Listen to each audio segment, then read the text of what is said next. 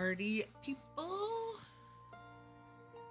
What's shaking, my dudes?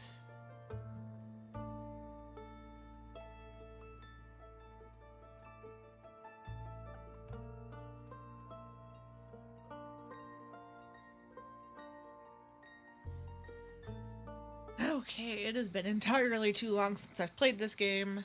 I have forgotten everyone's accent that I gave them, so this could be a real fun time. Thank you for coming along for the ride.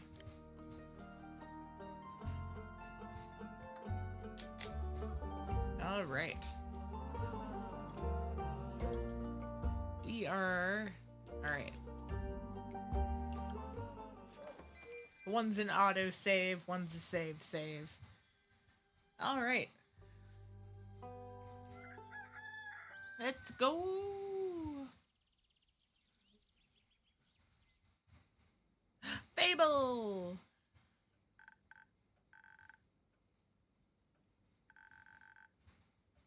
To wake her up and feel agile again. That's why I have my cold brew, Fable.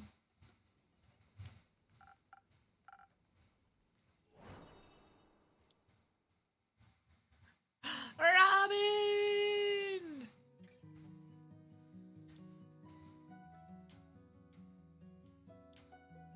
Oh my gosh, it has been like a week and a half since I have played. No, it's been like 2 weeks since I've played this game, because Until Then came out.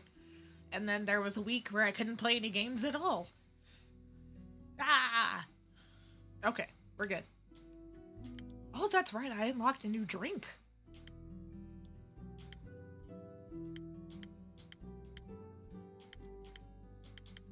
Alright. Swift Strike for Fable. I could use one of those this morning.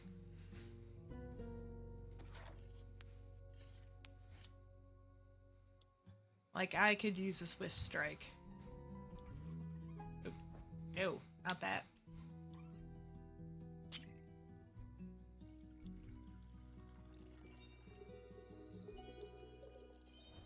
Yahoo! Alright, some of this.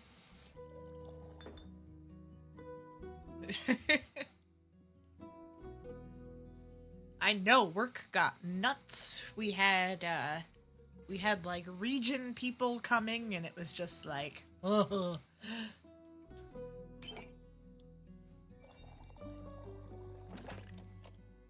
Swift Strike.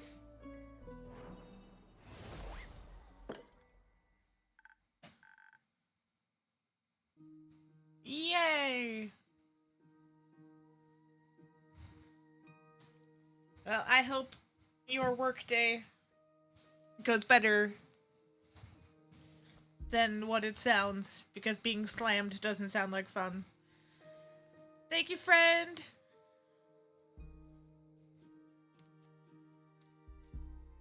And yes, I just saw your tweet. You should get this game, because it's awesome.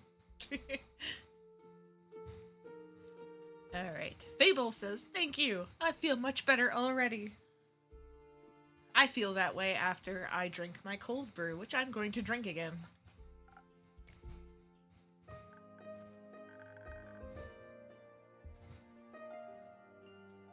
Aw, Fable, you're so nice. Turns out there's a lot of farmers who need help. Regret offering it? Not at all. I just really enjoy being able to help people. Before, I just used to wish I could help, but I never felt competent enough to try. It's fun to try. A bit exhausting at times, but I feel that so hard. I think I much prefer this over waiting around. I could still use a bit more practice, though. That's fair. Just make sure you also practice taking breaks. Aw, good guys, gentle troll. Gonna need something like this after Shadow of the Erdtree. Yes.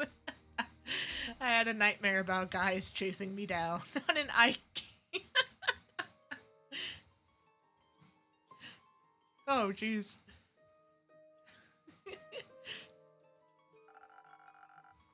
You'll have a much easier time helping other people if you're not close to passing out yourself. That's what I have your drinks for. Aw, Fable is so nice.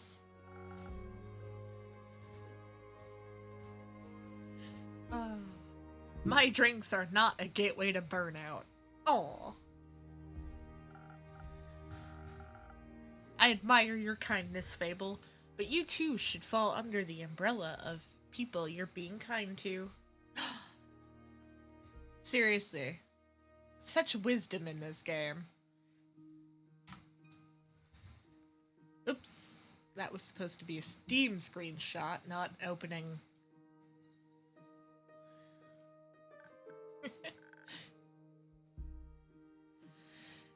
It's been rough. Aw, Fable. I mean, I am pretty good at falling. You're pretty good at a lot of things, Fable. I try. I know. Stay and have a rest now, okay? Okay, thank you. Oh, my lord, who is this?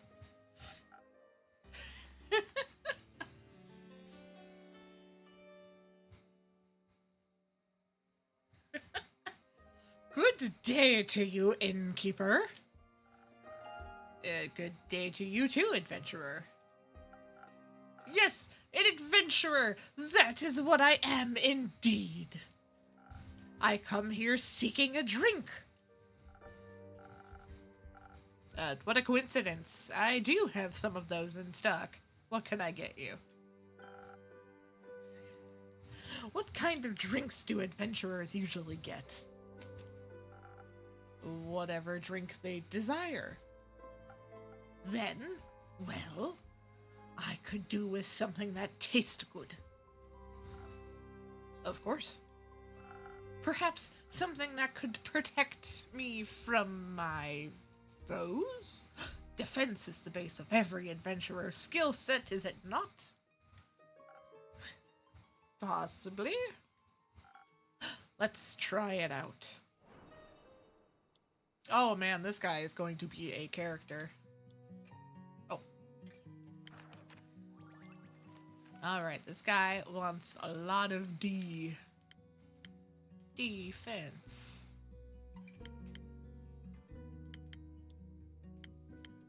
Oh, this cup is really pretty. I'm gonna make one of these.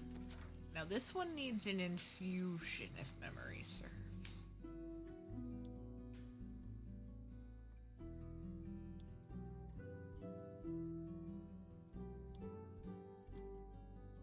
Yeah, I think we can use that in here. So then just a dip of that.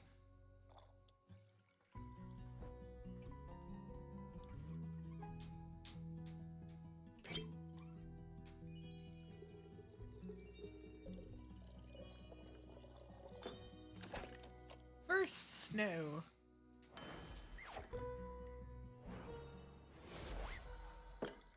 Oh my god, I love this guy. Liquid protection against your foes. Now for half the price. Thank you very kindly. Do you like it? Well, yes, of course. Then you should say so. I apologize. I forgot to do the thing where you say your words out loud. I get that. Now that you've acquired a drink, care to introduce yourself? How incredibly rude of me to forget. I am Gustav Archibald Richmond III, son of Lord Gustav Albert Richmond II and Lady Dorothea Bridget the 27th. What a mouthful. An up-and-coming hero from Windmore. And who might you be? The up-and-coming innkeeper of Zenth. Happy to have you here. And I'm Fable, of the Ashen Grove. An up-and-coming adventurer. No. Fable is an up-and-coming hero. Your Fable? Yes? Is that a bad thing? The Fable that saved Trigarin from the werewolves? The very same. Wow, what an incredible pleasure it is to meet you! I've heard so many things about you. Oh. Good things, I hope? Why, of course! They say your skills with the bow single-handedly saved the village from 2 bloodthirsty werewolves. I wouldn't phrase it quite like that. They are very good with the bow. Incredible! I wished I possessed such spectacular skills. They spoke of you helping with the aftershocks of the starfall as well. I mean, that's a given. I need to help out when I can. You truly have the heart of a folk hero. How admirable. This guy's a bard, isn't he? What about you, Lord Gustav Archibald Richmond III? What are you the hero of? Well, I'm currently leaving my backstory era. I'm, in fact, the first act, so to speak, on my journey of becoming a full-blown adventurer. I've had a bit of a late start, but I shall catch up with haste. Also, Archie is just fine. You don't have to say the whole thing every time. Well, Archie, if it's haste you're looking for, I can help with that. Someone gifted me some golden feathers a few days ago. Yeah, I put one in his drink. Prepared as an infusion for the right drink, they can hasten you up in no time. Really? That's spectacular. I always thought those things were myths or legends you only read about in books. Do you read a lot? You know, sometimes. Not that much. You should. You sound like someone who enjoys adventure, and books are so full of them. They are. I'm just too cool for books. Alright, that's so lame. Books are cool. Another reason we love Fable, everybody. Yes, I do. I mean, look at the innkeeper's journal. It's super cool. The coolest. Oh, well, actually, maybe I do read quite a bit. I'm sorry for being so weird about it. Don't worry, we're all a little weird sometimes. What kind of books do you like? Anything full of adventures and heroes and adventuring heroes. They're just like me. Obviously, my parents would much prefer if I read about other things, such as books on etiquette or the newspaper. I'm sure they'd love it if I wrote a dissertation on the intricacies of the Adira negotiations, or even became a diplomat myself. But I think I would fare much better as a savior of this world, don't you think? Okay, there's a long way to go between adventurer and savior of the world. This guy might be aiming just a little too lofty. The Dira negotiations, I'm unfamiliar. It's all terribly boring, really.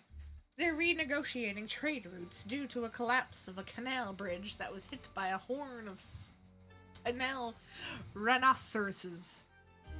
Or would it be rhinoceri?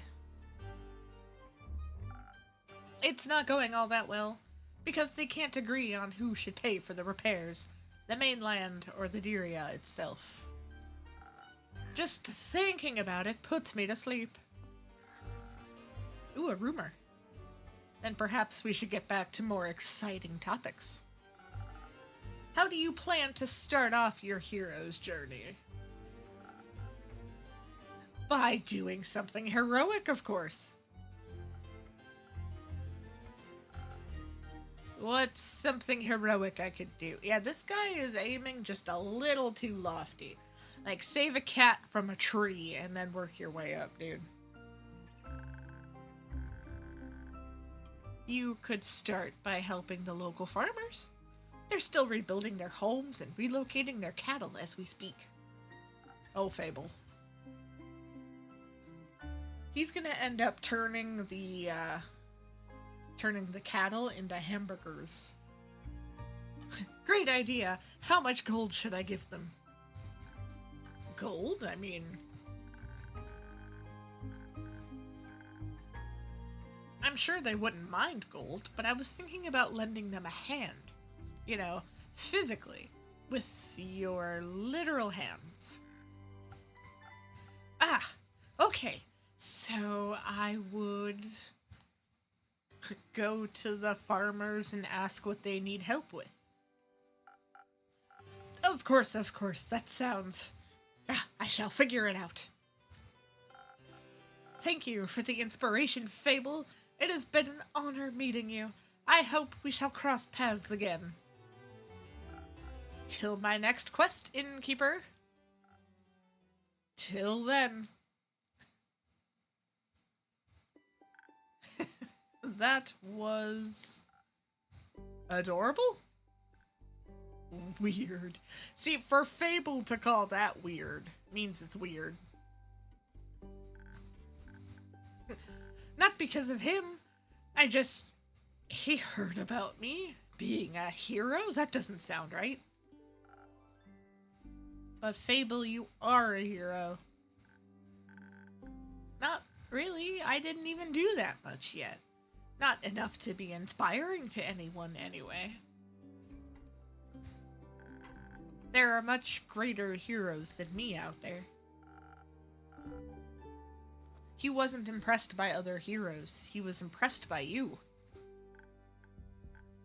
That's nice.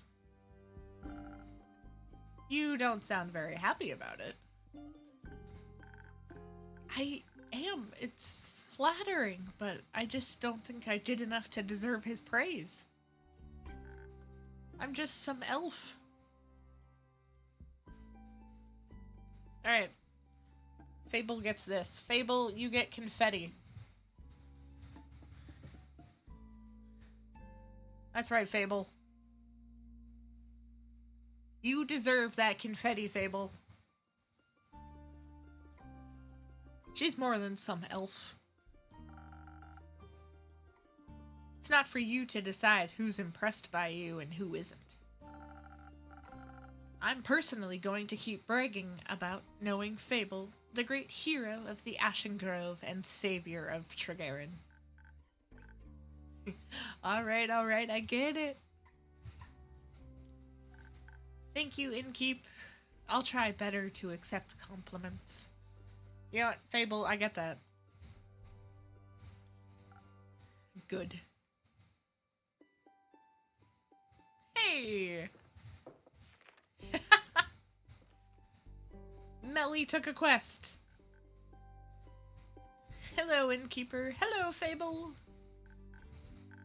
Hi, Melly. Hello, Malachite. It's good to see you both again. Likewise, right, Mal?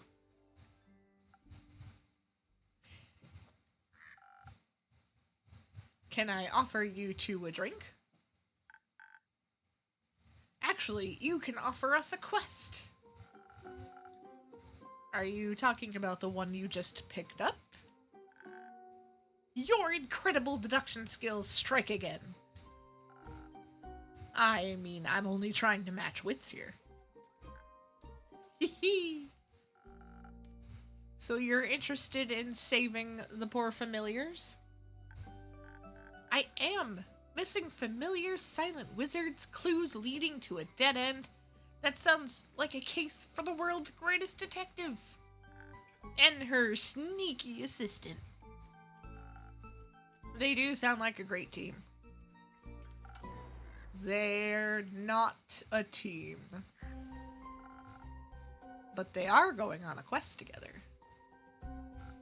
They are not. Then why are you here? She didn't want to come here alone. She said she can't reach the quest board. But she totally did. And I needed a drink anyway. So you're sending Melly on a quest alone? As is customary, that's how Shadowbanes have always handled it.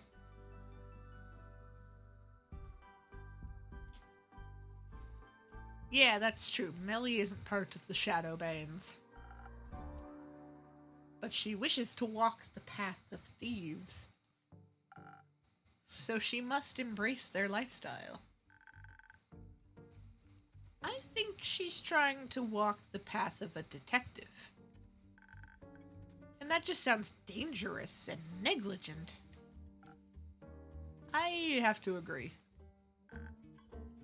You're not coming with me? No.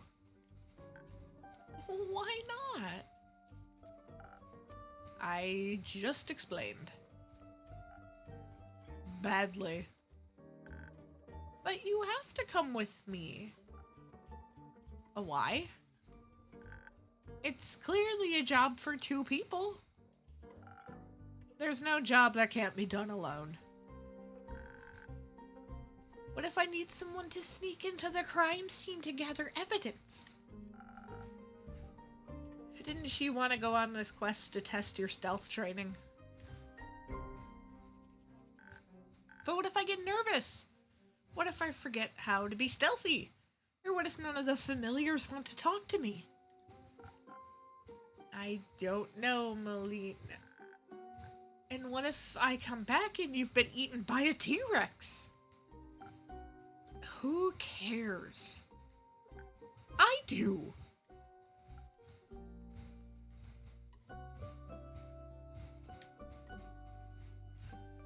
The T-Rex threat is much lower in Zoford. If the monsters finally catch up to me, that's how it's meant to end. I think you should run away from the monsters, not towards them. That would depend on your choice of lifestyle. Well, your lifestyle should include going to Zoford with me.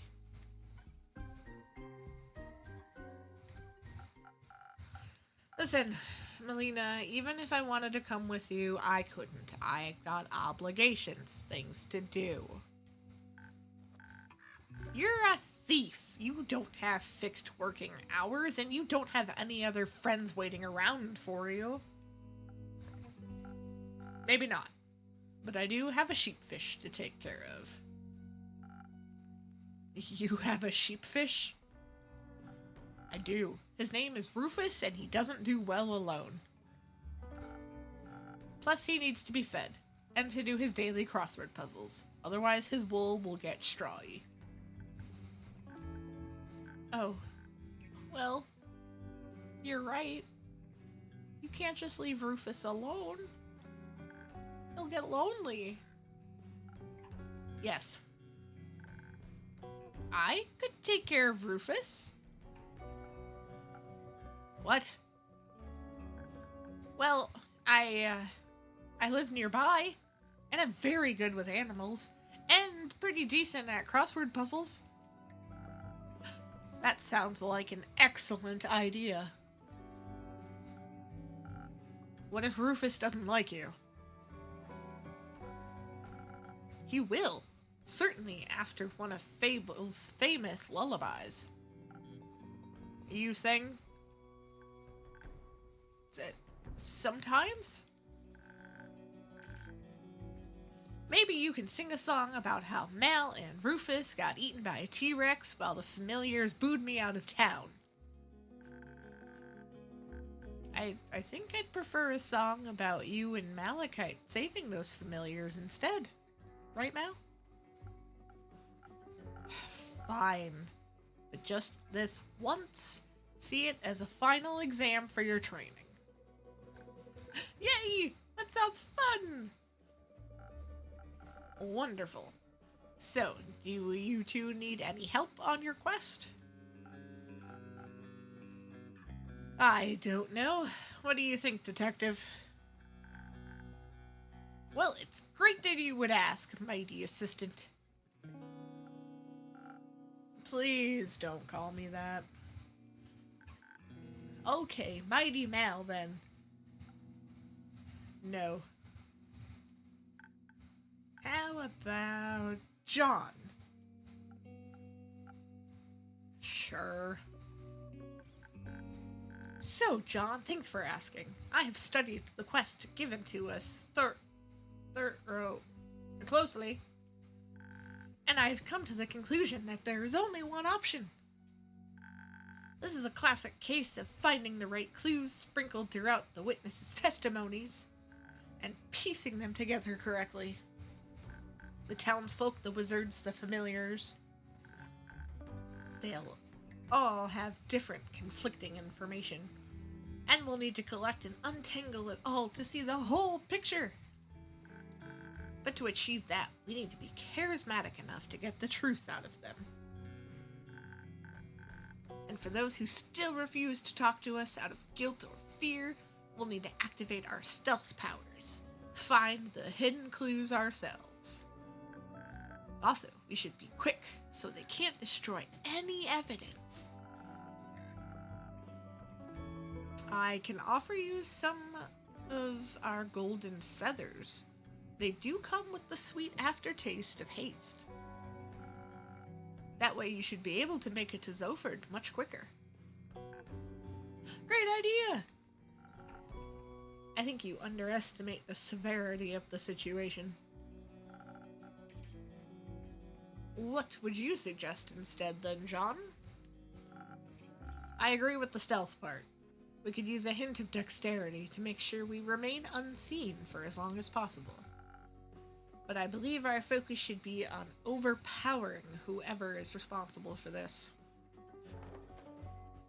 Alright, there's going to be an ad that starts in like 5 seconds. So...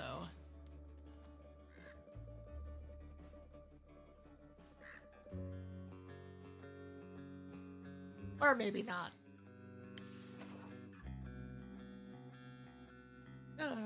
Okay. If they're making familiars disappear, they won't be interested in a discussion. Not a fair one, at least. We should fight first, ask questions later. Ever so much the fighter, I see. When it's necessary.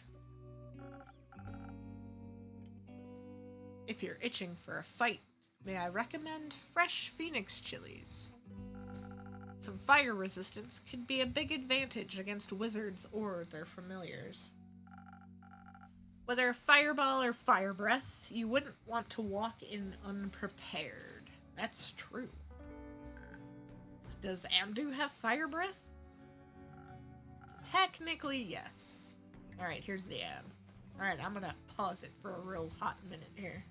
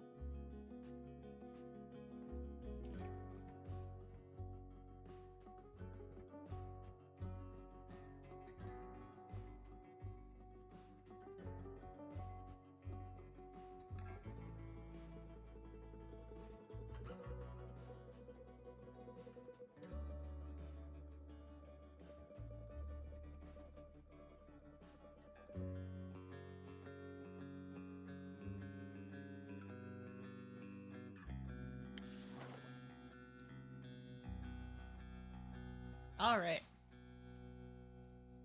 I keep forgetting. I want to make like a thing I can queue up with my Stream Deck, that like comes up on the corner of the screen and it's like, you may be experiencing an ad right now. Sorry. But, okay, back to the game. Technically, yes, but he's too lazy to use it. But he's cute. It helps a bunch with roasting marshmallows, though. But Andu's so cute. I'd love to try Andu's marshmallows. I'll see if I can set something up when you get back. Thank you. I think some s'mores could also help convince those familiars to help us. That's ridiculous. A dagger would be far more convincing. I think both could work. Innkeeper, what do you think? They definitely need a little bit of dexterity for sneaking around, but what should they pair with it? Haste for a quick arrival, charisma for smooth talking, or pure strength and some fire resistance? Let me think about it. You know, I think I'm gonna have to go with charisma. Oops. I keep hitting the wrong button.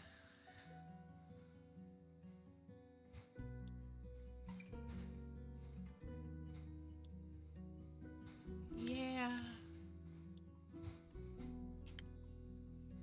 Okay.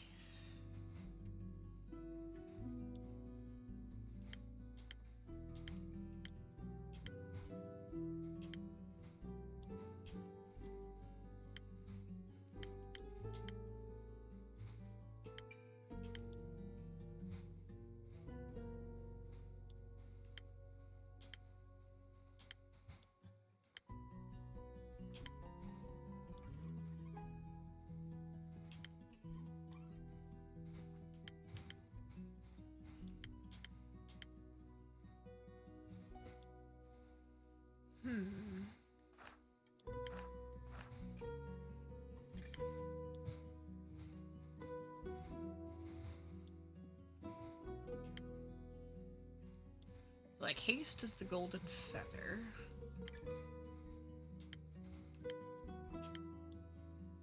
Fire resistance is the phoenix chili.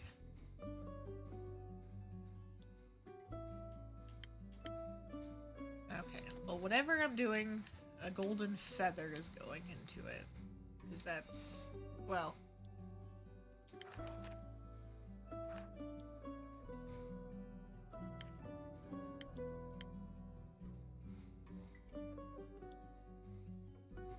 You know, I'm not sure if I've made this drink yet, so we're gonna make this one.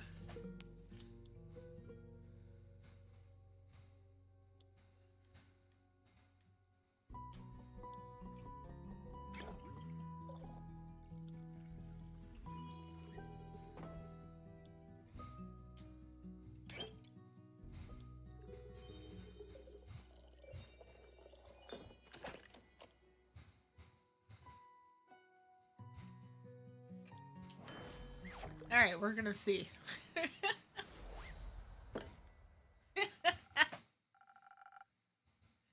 I think this case needs a more delicate hand. The best detective work is achieved through clever conversation. Ha! You're spot on. Guess this is how I die. Don't be so pessimistic. My drinks have your back. Do you think you're prepared to solve this case, Detective?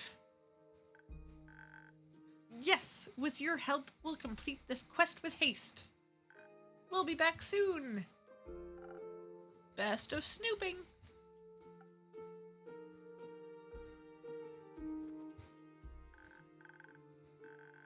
I should go with them to pick up that sheepfish before they disappear into the night.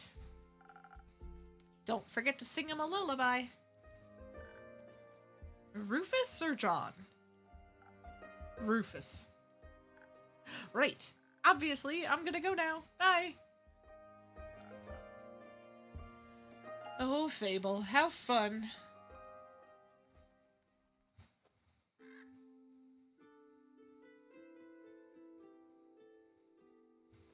Yay! Chrissy's back. Chrissy, glad to see you're all right. Likewise, good to see you and the taverner unharmed. It's quite the disaster out there. And I'm just passing through. Don't have time to stay for long. Need to check on the cottage and the birds and Fable.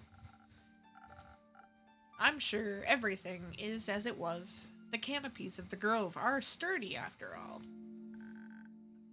Which is why I chose to make it my home. That and the landscape. I hope your trip was nice at least. Oh, it was. It felt good to recharge and refill the creative juices. We walked a lot, actually. Almost mapped out the whole island. And we also hiked to the foot of the Borean Bridge, where the auroras touch the peaks. I heard the view is quite remarkable. It was! I'd never seen anything like it before. It was the first time I got to catch a glimpse of them. Also caught a glimpse of the infamous Banshee. Everyone told us to avoid the lonely lagoon because of her, but it's too beautiful to ignore. I doubt the Banshee means any harm. Everyone yearns for a friend after all, even scary creatures. It gets lonely as a monster sometimes. Everyone is scared of you. People shouldn't be. No one can choose who they're born as. We should accept them as they are. I have a few patrons who'd really appreciate hearing that. Then I'd be happy to meet them. Speaking of which, I got you something. Oh? Yeah, remember the gnomes? I actually met some. Really? They had a booth at the convention. We're selling all types of stuff. I remembered our conversation and got you this. Whoa. Thought you might appreciate it. I do, thank you. It'll certainly always have a special place in my heart, knowing it came from you. Aw, you're such a sweet talker. But you can't trick me into giving you my name. What would I want with names? Nothing good, that's for sure. But for realsies, I have to leave now. I've been gone for too long. See you around, Innkeep. See you around, Chrissy. Take care of yourself. Always.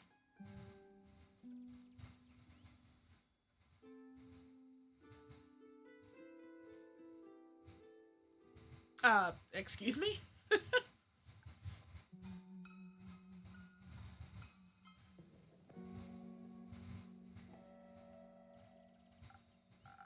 Baya, good to see you again. It's been a while. Yes, a while. A while. 6,000 years.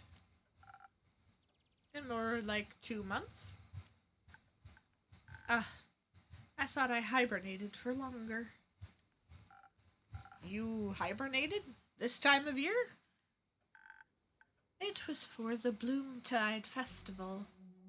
It happens near my swamp every year during the Dreaming Moon. Druids and bards join together in search of the moon pools for 2 whole weeks. They dance, they laugh, they scatter pretty little flowers everywhere. They hope if they can satiate the land, it will lead them to the reflection of the cosmos. You mean the mythical set of lakes that's said to reflect all 7 moons at once? Yes. Ever since the Twilight Chasm portal opened up within them, a mere 30 years ago, travelers have become increasingly obsessed with bathing in their beauty. Such festivities sound exciting. No. They are loud. With their songs and their arguing about getting lost in the endless maze of marshes. And they walk around with torches of burning ember that they swing too close to my precious vines. Why would you bring fire into a swamp? That is a little rude. Just a little. Exactly. You know, I tried to join them one time. Their dainty flowers intrigued me, and I snuck up to them, dressed in my prettiest poison ivy, adorned with thorns of the undying trees. And you know what they did? What? They chased me away with their fiery brooms, chanting, "Demon, be gone!" from the top of their tiny lungs. So now I hibernate every dreaming moon. That way I don't have to listen to their jolly tunes.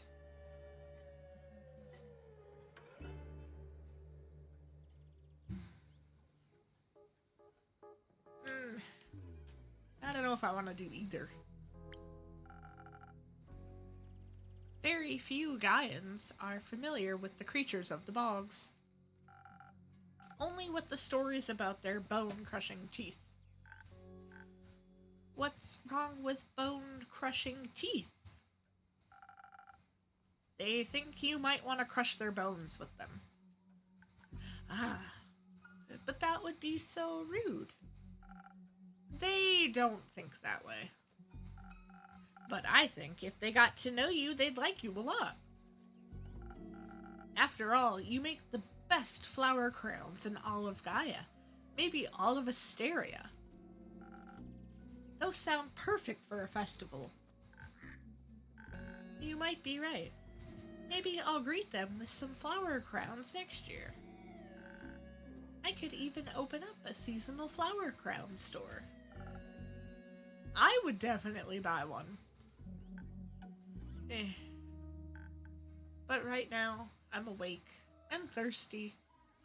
Do you have swamp water on the menu today? I'm all out, friend. Sorry. Too bad. Something else, then. Oh, I know. Do you still have those drinks that make you feel like an itsy-bitsy spider? I want to feel fast and dangly. In fact, I still do. Give me a moment.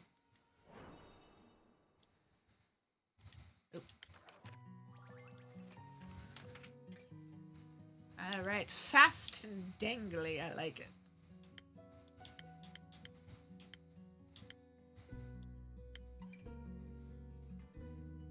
Man, I only have the one drink that gives me 3 decks.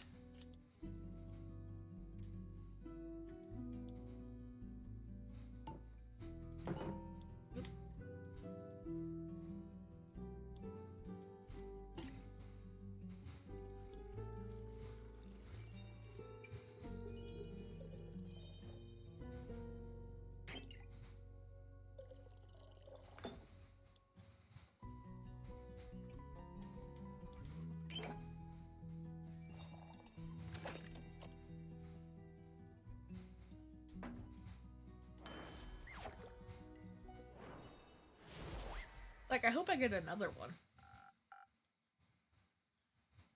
A spider's agility in a cup. Just for you.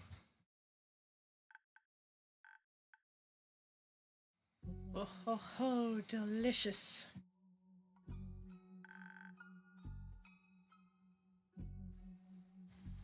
I feel like I could scale any spider web and devour any fly. Thank you, innkeeper. What woke you up from your slumber, anyhow? The night sky fell into my dirt hut. It burned my favorite weeping willow to bits. I am replanting it into many small sniffling willows.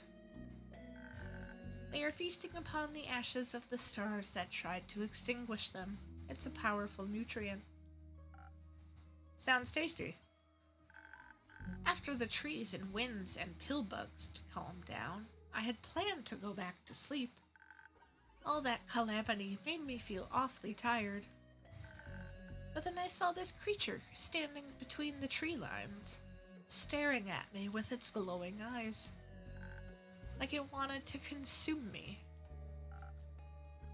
So you said hello? So I said hello. Turns out it was scared, not hungry. Who was it? A young lichen. He was sent my way by his niece and little Fable. Hey, Miss Fable. They're usually here. Where are they? If I had to guess, they're probably pet-sitting a sheepfish and helping out whoever needs it. Ah, they are so sweet. They sent the lichen to me for a cure. Oh, alright. I once spoke of an ancient recipe I discovered that I thought might cure the affliction. Can it? No, it was just a recipe for a really good tea. Let me guess. Ginger? Yes. He was very distraught I couldn't help him. Didn't even want my tea. I tried to cheer him up by offering him some coupons for my new spa, but he didn't want those either. His fur could have used a wash. I didn't know you opened a spa. It's new. I want to share my flowers and mud and pools with everybody, so that we can all look beautiful together. That sounds wonderful, Baya. I agree. Can I leave some of my coupons here? Thank you. Please hand them out to all your customers. I will happily share this fantastic offer with them. You could also just come here more often and hand them out yourself. Ah, but there's no one else here, except the jackdaw. Do you want a coupon, little creature? I will leave one in your nest. No one's here because it's almost closing time, Baya. You have to come by earlier. During the day, or earlier in the evening, or during events. But there will be people here. Yes, I believe that's the point. Too scary. I shall go now. Don't forget to hand out my coupons. Will do.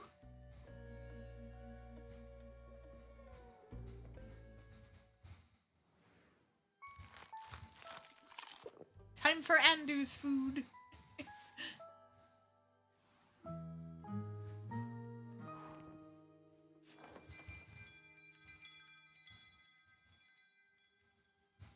It's raining. Act 2. Chapter 10, Twin Flames.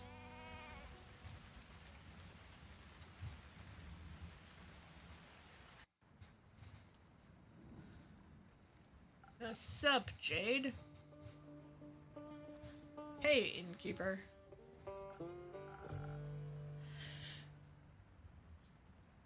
Hello. It's been a while since I've seen you around. Yeah, a whole week to be exact. You already miss me? A little. Cute. I got my hands on a job, all the way over in Diria. Seemed like something relatively easy, but well paid. Or like something too good to be true. Not this time. Apparently the farmer just wanted it to be done quickly, so she offered a higher than average rate. Sounds like easy money. Yeah, I wish. You know, I think I could use a drink first. Something that'll bring back my usual speed and agility. I feel like this job drained me of all of my energy. Only if I get to hear the rest of the story. Sounds like a deal. Alright.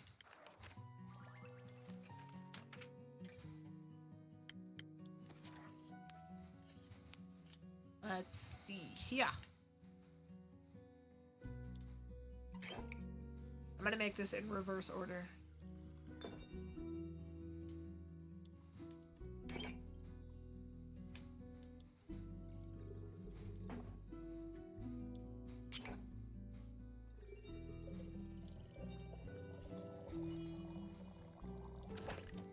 There we go.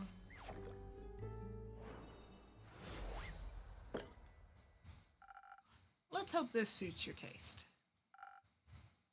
Your drinks never disappoint. Glad to hear. I can definitely feel my senses coming back to me. I made you a drink, so now it's your turn. Tell me about your latest job.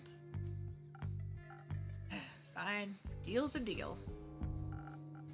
Told you the client's a farmer, right?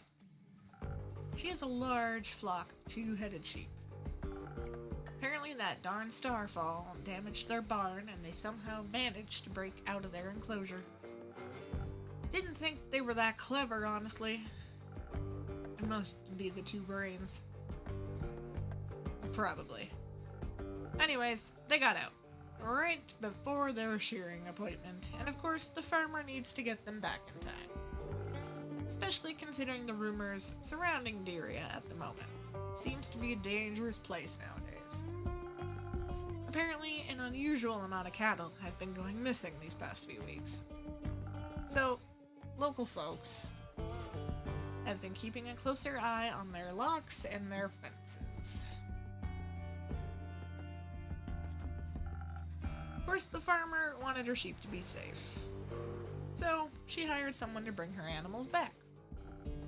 That someone being you. Obviously. I thought to myself, I'm a monster hunter. Handling animals is basically my job. I'd say a monster hunter is rather known for, well, hunting instead of handling, but you do you. That was exactly the issue. Do you know how stubborn two-headed sheep are? Let me guess, they are twice as stubborn as one-headed sheep. You got it. They're impossible to get moving, impossible to startle. One head might be eating, but the other one is always watching you. But you did it, right? I suspect you wouldn't be here if you hadn't finished the job. You were absolutely correct. I was at my wit's end. Imagine having fought hundreds, if not thousands, of beasts, and some sheep are the only enemy you just can't win against. That sounds like an incredibly humbling experience. It was. Trust me. But luckily I got some help. An adventurer saw me struggling and offered her assistance and knowledge. Or should I say, a retired adventurer. No? Yeah, she was very insistent on that label. Some kind of astral finfolk. Must have lost her arm a while ago. Oh no. Back to the sheep. She told me there's apparently one thing that gets their full attention. You got any guesses on what that magical tool might be? I have no... Clovers! Morning dew clovers, to be precise. They go absolutely feral for them. You know what? Twitch is gonna start another ad soon, so I'm gonna pause her there take a quick stretch break, refill my coffee, and we'll see you all in a few minutes again.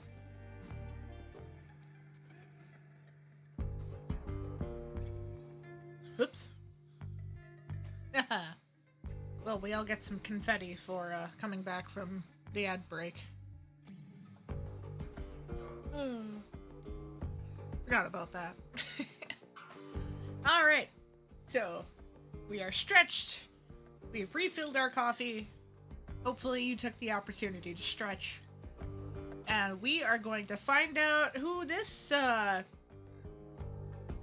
character is.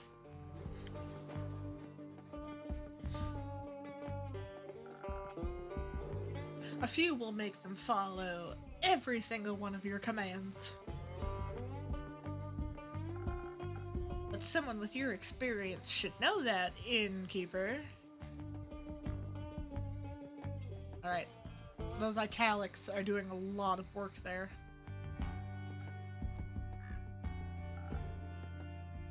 Do you two know each other? Barely.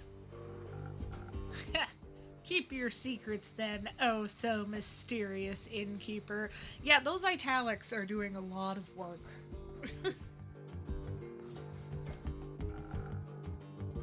I wanted to buy her a drink after she helped me out back there.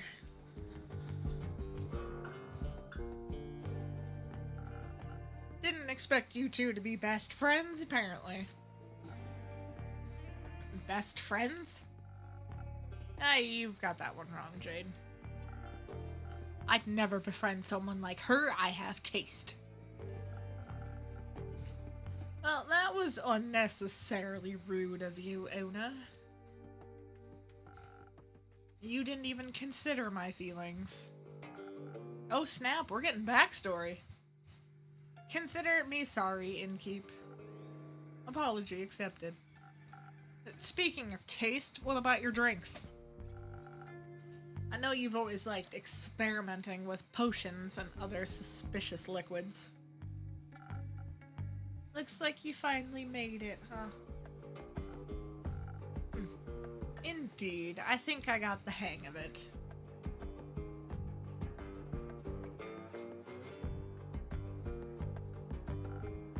Then what are you waiting for? Your old rival is waiting for a drink.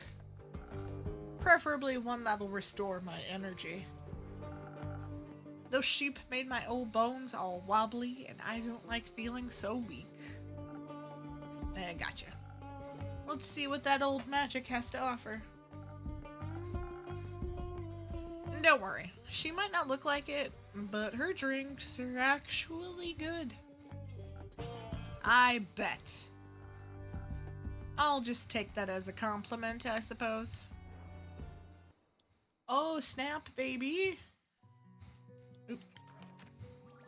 All right.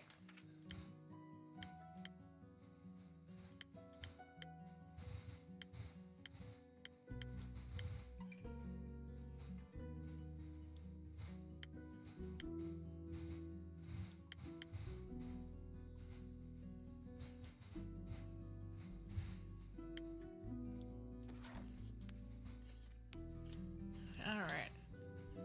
Memory serves. Sailor's courage needed in infuse.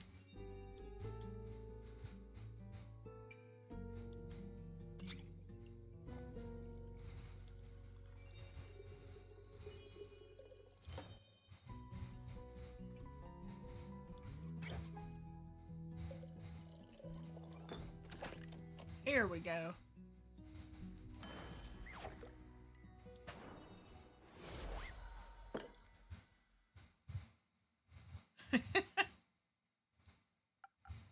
Oh, wow. Impressed? Don't get cocky. You don't have to be shy. You can just admit I've improved. Ooh, snap. So, Una, Jade told me you're retired now. Had enough of the adventuring business. Absolutely. I don't want to have anything to do with that anymore. I've completed enough quests for at least 2 lifetimes. And yet you decided to help Jade? Ever had to handle a two-headed sheep? Not yet. Lucky you. Lucky indeed. I just couldn't watch her struggle with those stubborn beasts any longer, but this was a one-time exception. Did the farmer pay accordingly after your morning dew clover's magic trick? Oh, absolutely. She was so happy she gratefully paid both of us. Well, that's good to hear. She even tipped us with some gems she supposedly found in one of her fields. But I'm a Mida. I don't have any use for stones like those. And since I'm retired, I couldn't care less about material riches. So we figured we'd give them to you instead. But I wouldn't tell that pretentious blonde dragon priestess if I were you. Feels like a blasphemous gift. Oh, divine gems. A little blasphemous indeed. I think I know just the right way to use them. Thank you. Don't mention it. Now that we're done here, I can finally go back to crocheting. For the rest of my life. Didn't get this hook put in for nothing. Of course, I also occasionally gotta rip some youngsters off while playing cards. I haven't lost a game in at least 4 decades. That's remarkable. Or impossible for someone who's only playing fair. I think your lucky streak will end with me today. I've also never lost a game in at least a decade. Are you challenging me to a duel? Absolutely. And whoever loses has to pay for the next round of drinks. That's the spirit I like, you bounty hunter. But don't come crying to me after I annihilate you. Haha, you wish.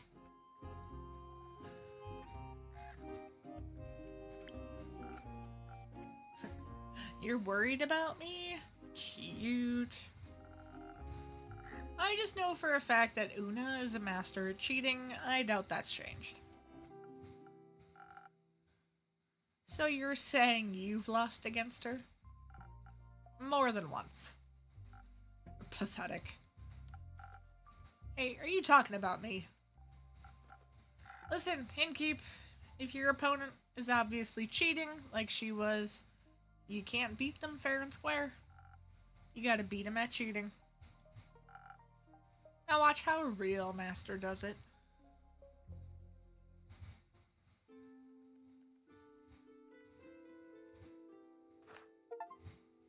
Oh ho!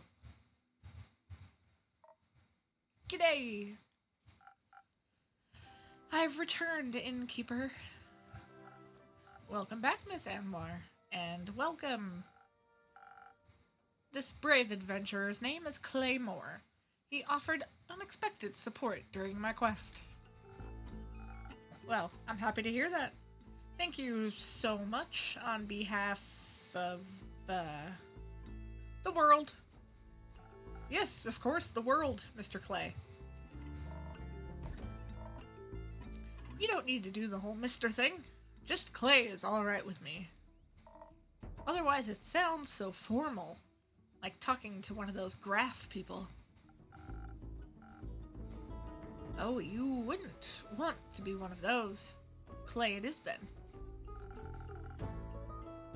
Can I offer you both the drink in exchange for the story of how you two met? That would be a fun trade, right, Tia?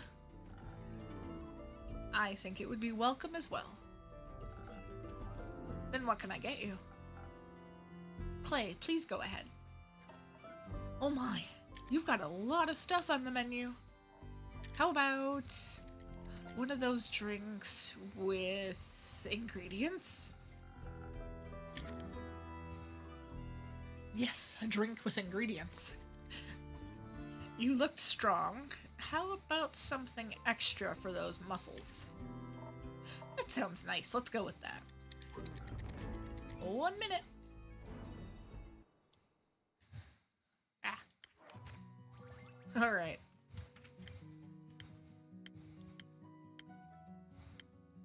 Let's see, I just made a Sailor's Courage. So we'll do a Southern Brawler.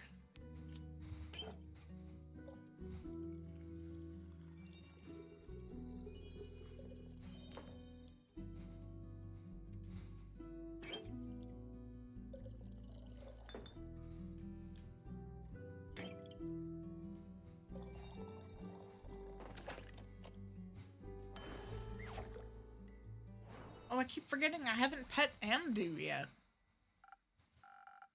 Try this. It might knock your socks off. This tastes strong and magic-y, but my socks are still on. Still, I love it. I'll have to remember this one for next time. What's it called? Don't worry. I'll remember it for you. Thank you. Now, Miss Anwar, what would you like?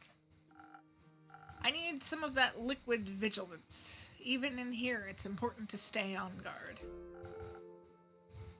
Wouldn't this be the right time to relax? There is no such time. Alright, then I shall aid you on your divine mission of not falling asleep while standing.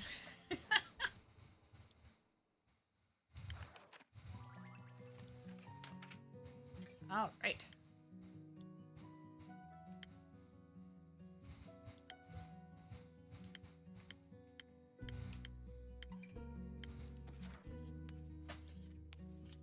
Time for a frosted lagoon.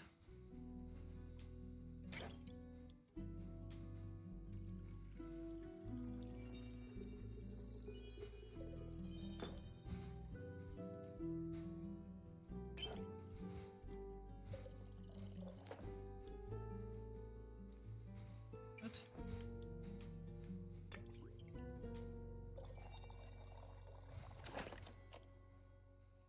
Alright, I'm not gonna forget to pet Amdu this time.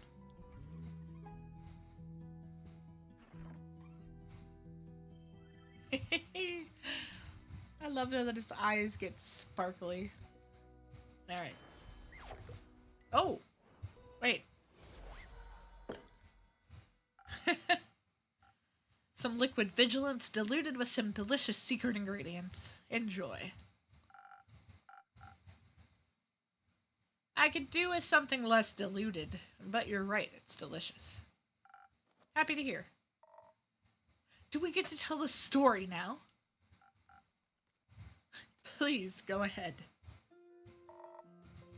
You think I should start with the seashells? No, I think some exposition is in order first. As you already know, Innkeeper, I plan to start my investigation right here in Xanth. Specifically at the local Gaia temple. So I've been told. Mostly about the wobbling ooze. Ah, yes. That was certainly something. Unfortunately, besides their fascinating personal secrets, they had nothing of value to share with me. But fortunately, thanks to your rumors, I was not entirely without a lead. The wizard's prophecy led me to Dalwell. Or should I say it, the Abandoned Isle, or Fairweather. The name changes depending on who you ask. I didn't know it had that many names. I always just called it Kelpie Island. Why? Because it's shaped like one. Probably the smartest approach. Kelpie Island or Fairweather, the name means very little to me. Its local settlement of Fae was much more relevant. They built everything into the giant sequoia that holds their portal to Avalon. Their portal is in the tree? Yes, right in its center. They call it the Horizon Tree. It's beautiful. The Fae themselves were moderately helpful. It was difficult to get them to focus on the severity of the situation. And I was pretty sure they were preparing some sort of morbid ritual with the acorns that they were stringing up between rose bushes in symmetrical shapes. Oh, I always thought those were art projects. A common misconception. It sounds more like they were preparing to charge them with astral moonlight. For what? If you freeze them, they make for good ice cubes. Do you participate in such practices? Not at the moment. I'm just not going to question that. Eventually, I got them to sit still long enough to ask them about any strange occurrences around their settlement. Did they understand your definition of strange? After some explanation, they told me about how just recently an astral humpback whale had rampaged through one of their nearby scouting camps. Just 2 days before the stars fell. They said it seemed like it was running from something and that it was full of seething fury. They also claimed it to be a good sign because it promised adventure. This seems like an understatement. Majorly. I mean, it did end up in some kind of adventure. Investigating disaster is not an adventure. It is a necessity of dire circumstances. I had fun. That makes 2 of us. It certainly was a sign of something being awry, and I was determined to get to the bottom of it.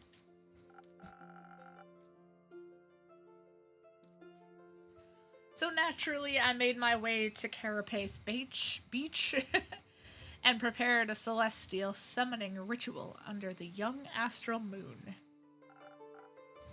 For the humpback whale, I suppose. What else would I be summoning? I thought maybe you wanted to ask Cassiopeia for her input. Are you out of your mind? The Realm Keepers have sworn a divine oath of neutrality that prevents them from directly interfering with the simple world of us mortals. The full might of their powers could disrupt the delicate balance of their cosmic design.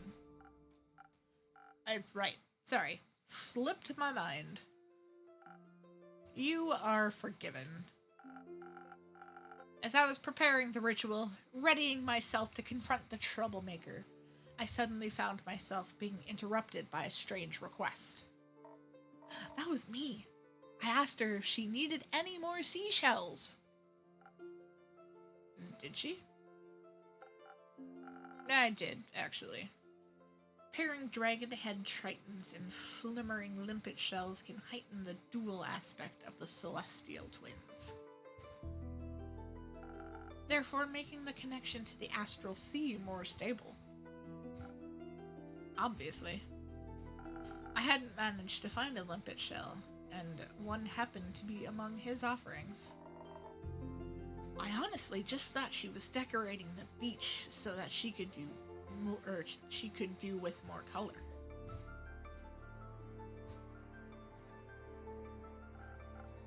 You weren't wrong, in a way. Sadly, the shells burned up during the ritual. Singed Tia's hands, too. Just a little. Fortunately, I possess spectacular healing capabilities.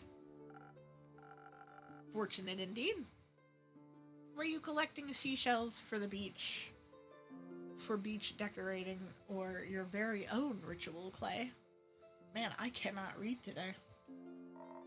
I was collecting them for my friends. At this time of year, Kelpie Island is full of all kinds of sparkling, floating animals from the astral sea. And they love munching on seashells. Do you encounter these creatures a lot? I try to. They're very nice. Clay can talk to animals. Gaia's blessings rest upon him. You're full of surprises. Thank you. Though I'm not always sure they like talking to me. They tend to disappear sooner or later. Sometimes they come back, but often they don't. I think maybe I accidentally say things that upset them without realizing it, and they think I mean to hurt them. I hate when that happens. You mean they just disappear like they were never there? Yes, like they moved to a different, quieter beach. Or like they've returned to the astral sea. I feel like they would tell me if they went back home. Not necessarily. Many Astrian creatures can traverse the plains at will, but they don't always have control over when they return. On many occasions, the astral currents pull them back home before they're ready. And once you're swept up in them, each subsequent journey out becomes more and more difficult. Or so I've been told. Oh, he's crying. I would guess your friends either went back home when you weren't there or got pulled back before they had a chance to say goodbye. So you're saying the sea swallowed them? Not quite. It just beckoned them home through a celestial hug of sorts. So that means I could just visit them in the astral sea? That would be an incredible undertaking. Traveling between planes is quite hazardous. Is it? But echoes are from the primordial sea, and my family has lived there for quite a while, I think. They must have gotten here somehow. They say it was much simpler to traverse between planes once. But for a long time, it has almost been impossible without complicated and dangerous rituals.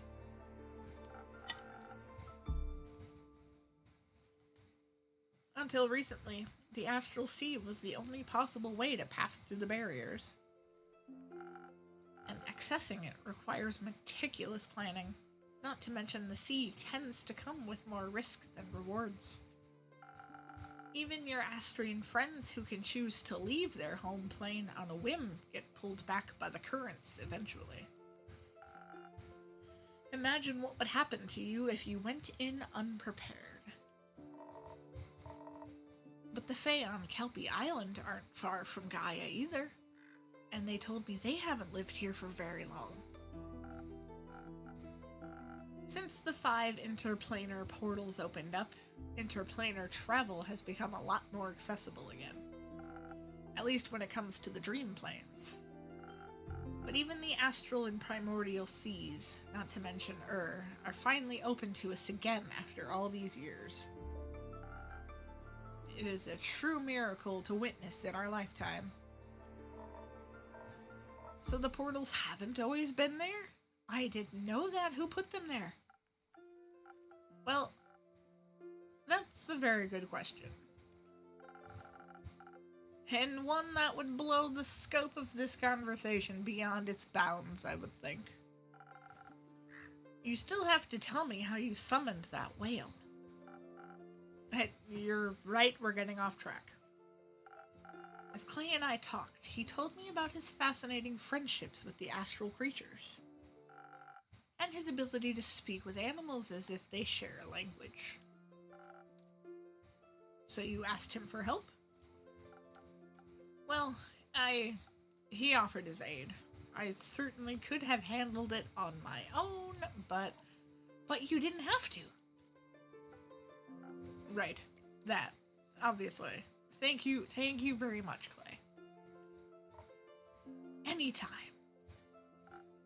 So I summoned it.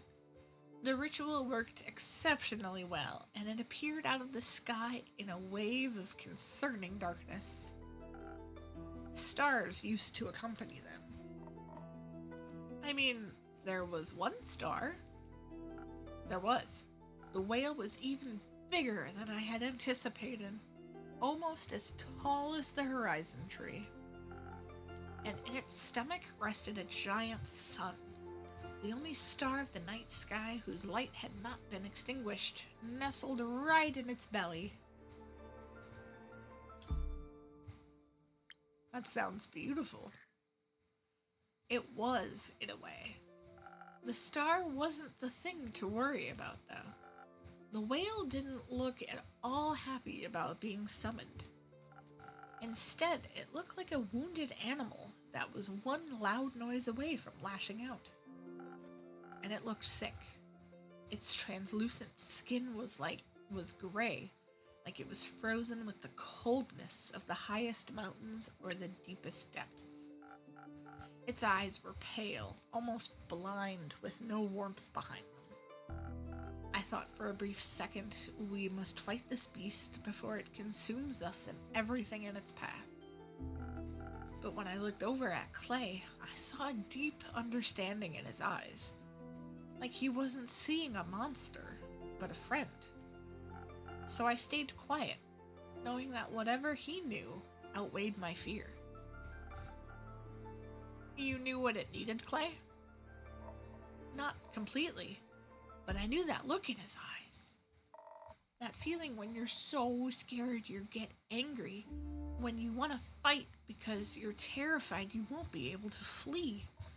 So I kneeled to show it that I didn't mean any harm, and I held out my last conch shell in my hands. It took a moment to overcome the instinct to mistrust, but then it picked the shell up gently and ate it.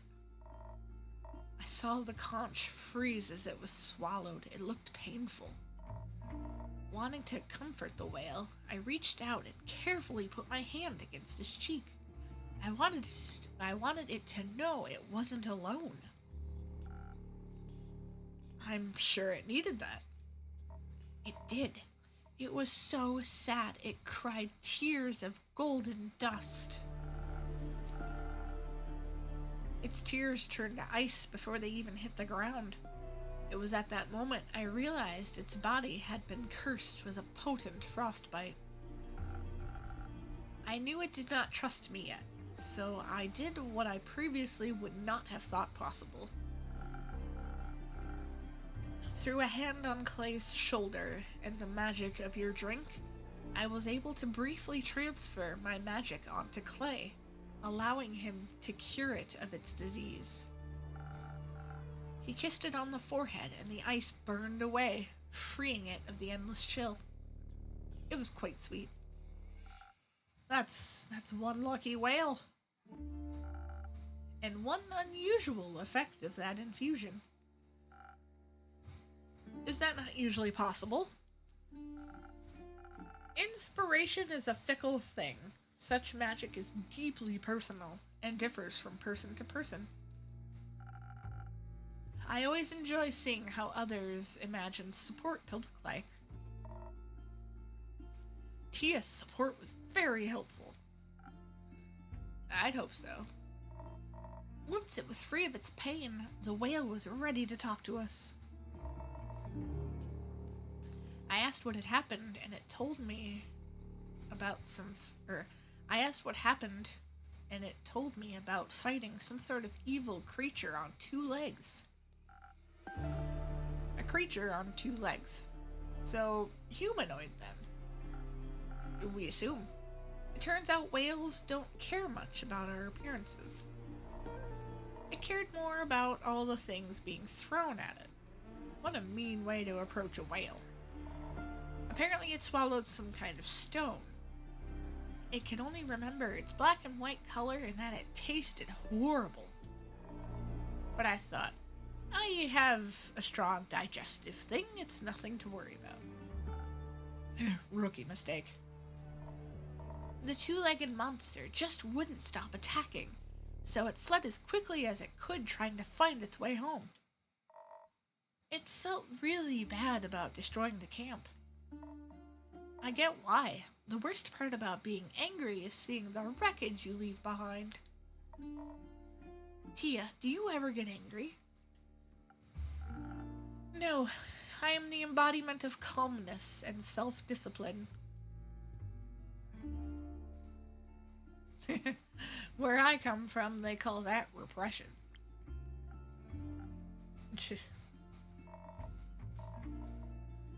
Luckily, its anger subsided when it found its way back.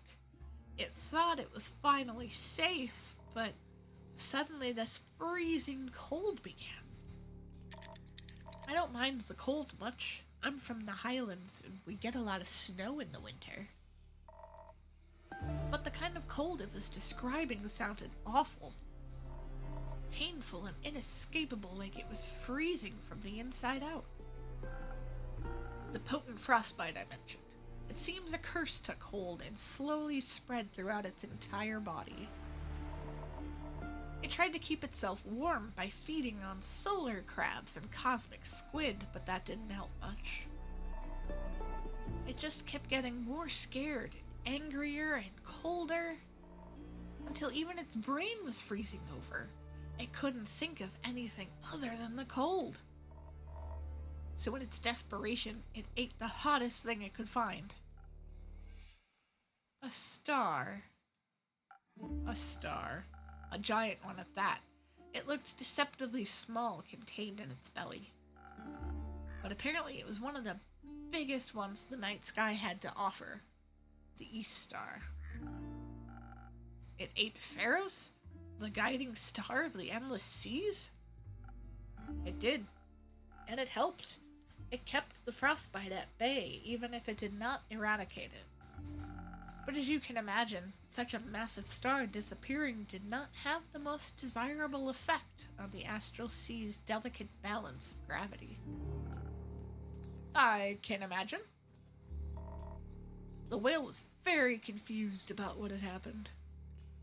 But it said, all of the stars around it suddenly started to fall and spin out of place. They crashed into each other, causing more and more destruction with each passing moment. I didn't understand everything it described, but it sounded bad. To label it as bad would be quite the understatement.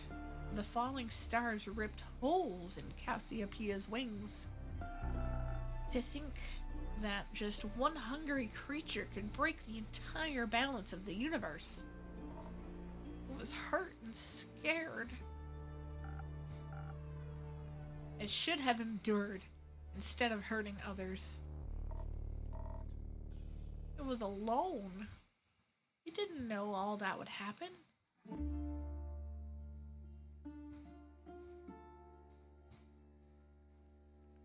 Well, man, I'm sorry, we're not all like demigods. She goes, its best wasn't good enough. The whale isn't responsible for all the horrible things that were done to it. We should celebrate that you were able to help it instead of blaming it for its pain. I think so too. Did you also manage to free it of the star in its stomach? No, the frostbite may be gone, but that star is part of it now. It has become the first of a new kind, a sun humpback whale. And probably the last one too, as all other stars in the astral sea have been snuffed out. We will never be able to see the night sky again, and in turn, that whale must live forever with its guilt nestled in its stomach. You're right, some things are forever changed now. That's kind of the point of disasters. But perhaps the star doesn't stand for shame, but the pride of its survival. We shouldn't be sad that most are gone, but happy that one managed to make it through. Besides, we may have lost the night sky's starry companions, but managed to gain 2 new friends. Even the worst of situations can lead you to light sometimes. I like that. You should never be sad about finding new friends. Speaking of friends, on the way back, we ran into this traveling souvenir shop. I bought friendship bracelets for Tia and I with little whale charms on them. but she didn't want to wear them yet, so I'm just waiting until she's ready. That's very nice of you. Alright, Tia. I'm just... They're a hazard for fights and could get caught in things. Sure. I'm looking forward to see how they look with your armor.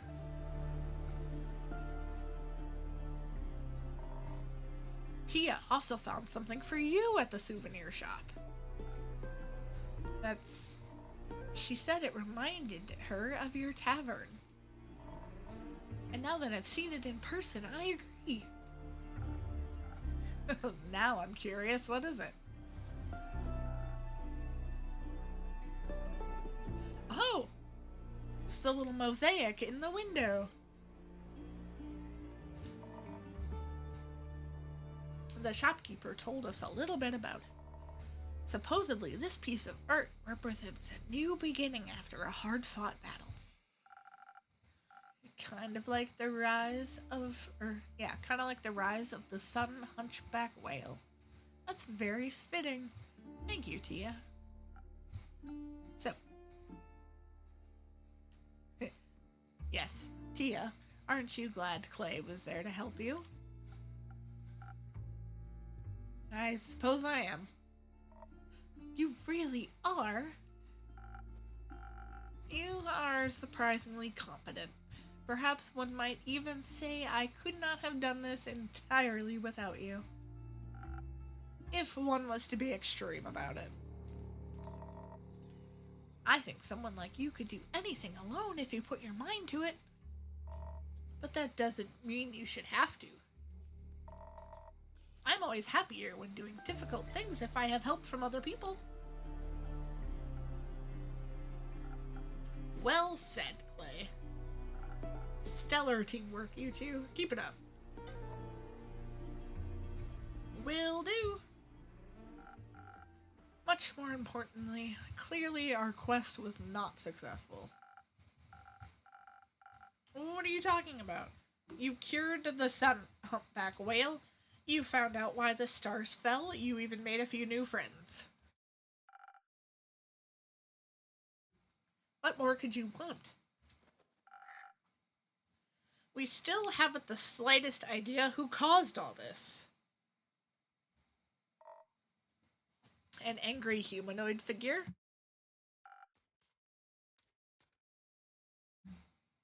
And that is who exactly?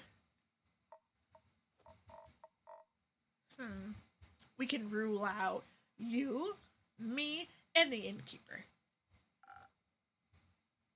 We can rule out you and me. Ouch. No hard feelings. I believe you're innocent, but sometimes evil hides in plain sight. One must not be led astray. I understand. Paranoia is a hard habit to break. Clearly, someone orchestrated this. It seems too random and methodical to have been an accidental side effect. I must find out what hides in the darkness.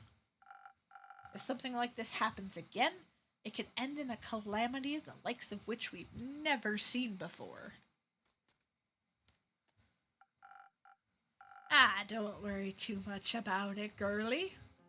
This is just kind of how oblivions are around here. I wouldn't call this just another oblivion. How often have you seen stars fall from the sky? 0 times. I was asleep when it happened. And now that it's over, there go my chances of ever witnessing a supreme meteor shower. You should not wish to witness such horrors. Some horrors are just fun to look at. Listen, love. When I was your age, I used to worry about stuff like this all the time. This weirdo over here did too. We all did at one point or another. And I know from experience that making such a fuss about it won't get you anywhere. These bite-sized calamities are part of the natural order of things. From chaos to balance, to chaos and back to balance, everything just switches around in a never-ending cycle. Sure, it's good to keep an eye out, but you don't have to give yourself an aneurysm over it. Just pick up a quest if it worries you and follow the natural flow of the universe. That way, if you're lucky, you'll end up retired like me. Such a leisurely attitude only leads to failure. And even then, someone is always going to save the world in the end. And that someone is going to be me. Oh, the youth. Anyway, old enemy, got another drink for me? I'm running dry. Anytime, Una. Still running low on energy? How about another strong one?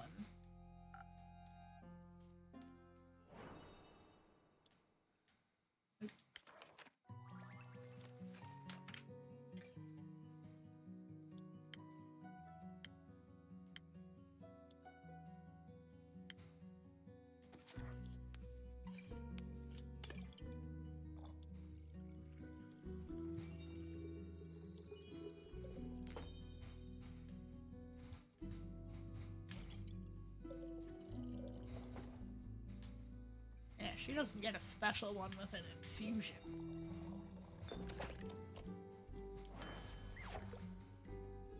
She just gets a normal one. Something strong for the most strong-headed lady I know. Weird way to admit you've lost every argument against me. But this drink is splendid, I'll give you that.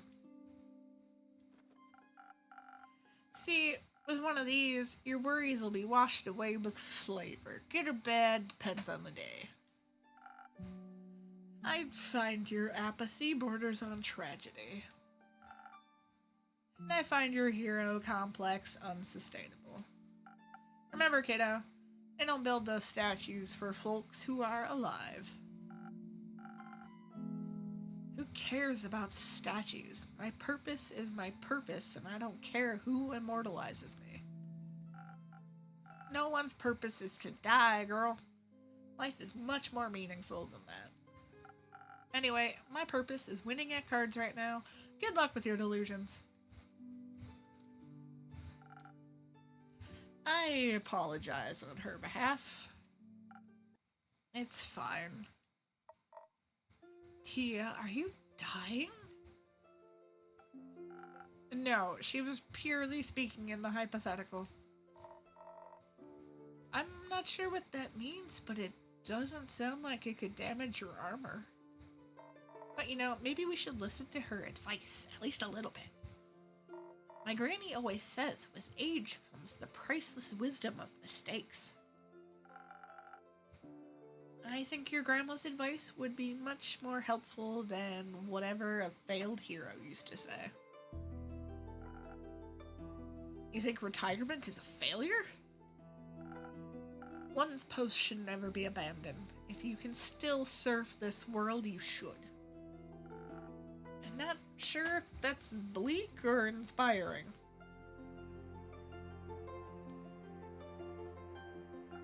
The latter.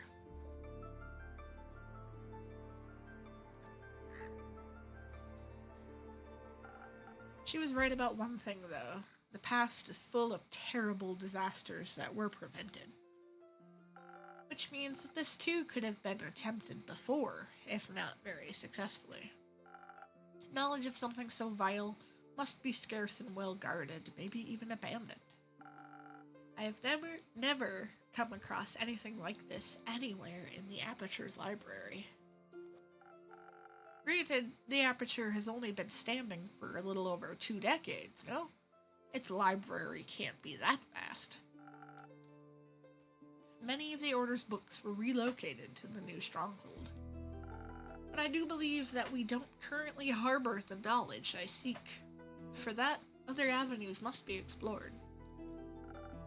What are you considering? We could ask everyone we come across until we find someone who knows something. Good idea, but that would take far too long. I think we should look for the Everbloom archives. Is that a book club? an ancient one. Everbloom was one of the greatest 7 Maiden archives, the Gaian one, to be more specific. Legend has it there used to be one on each plane, even Tuat, the plane of the dead. They were once filled with all the knowledge of the cosmos and grew in size every day thanks to the fearless archivist. But then they fell to an unknown foe and have been lost to time ever since. I believe one of them could hold the answers that we seek. Innkeeper, you perhaps know where to find this archive. No, not much of a librarian, unfortunately. Disappointing. But you could keep an eye out for it, right? You could ask all the scholarly people that come through here. Of course, I can do that. Perhaps you could start by asking that bounty hunter once she's done gambling all her money away. You could ask her yourself. I would rather not. I will take that terrible task off your hands then. Wonderful. You won't need more than a day to take care of this, right? Damn, she is... Woo. I could do with a little more time. Nonsense. We don't have more time. I need your full commitment on this, Innkeeper. This is very short notice, as are disasters, typically, hence the vigilance. I shall return to a fully prepared quest tomorrow morning. Okay. In the meantime, you should rest. Don't be ridiculous. I have things to do, people to help, prayers to consult. Una was right. A good night's sleep would do wonders for you. I could even offer you some coupons to a beautiful swamp spa. Fine, I'll take one. Or two. Though they won't be put to much use. If I rest now, who will this world have faith in? I shall see you tomorrow. It's always nice to see burnout happening in real time. Don't worry. I'll go with her and make her some soup. Soup always helps me when I have a headache, and it looked like she has a big one. Do you want some soup as well?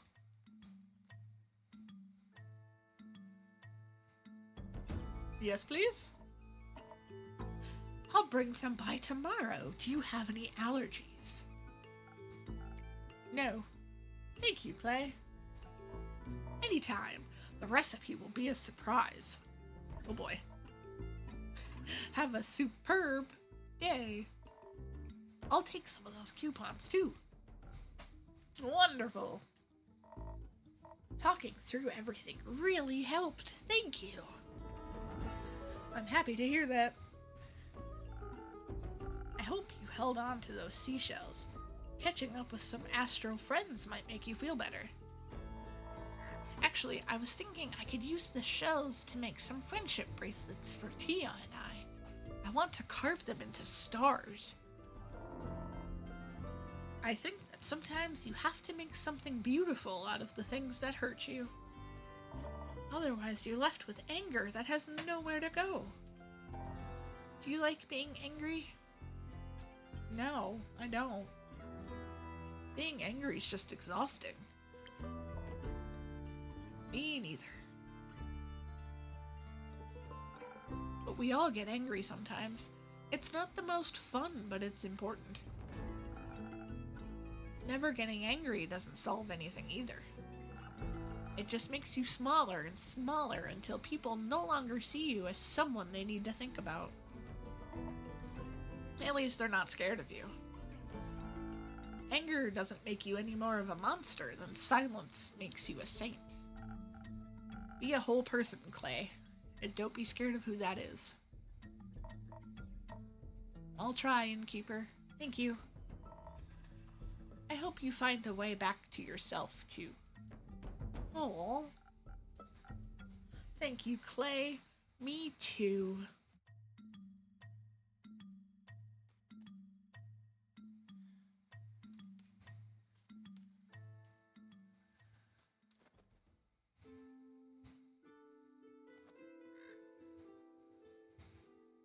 Hey, it's that guy.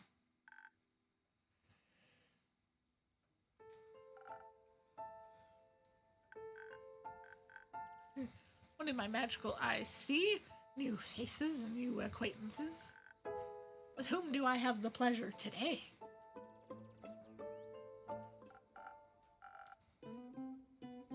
No way, a speaking skeleton. Haven't seen one of those in a long while. Hello there. How incredibly rude of me to leave out introductions. My name is Scully.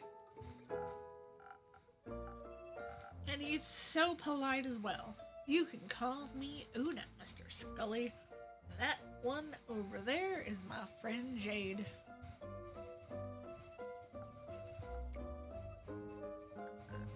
Ah, a fellow Mida. But with more skin left.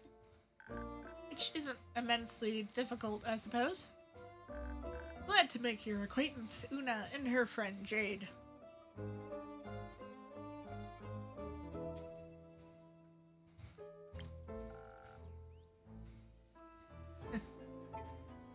Wait, why are we on?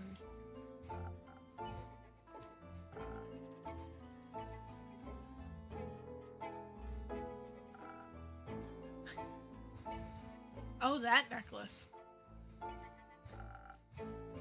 When was the last time you were digging around in graves? Never. I think your senses might be deteriorating with age. Just like your ability to win while cheating. Ha, don't get smart with me now. Oh, Asteria's worst beast tamer. Oh, the wonders of friendship. You two seem to get along so well. Oh, absolutely. I think I should be going now. I still have work to do. What a coincidence. I happen to want to say the same exact thing. But wouldn't it be rude of us to leave the distinguished gentleman all by himself? I think one of us should definitely stay a little longer. Isn't it cool that both of you have bones made out of shimmery gemstones? That is true. I haven't seen another Midas since I woke up. So anywhere between 2 weeks and 2 centuries ago. See, it's a match already. It'd be a shame if the two of you were to become friends. Huh? Anyways,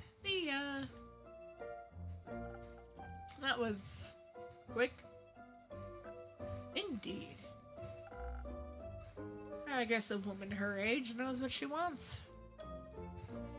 Hey! Good mythical morning.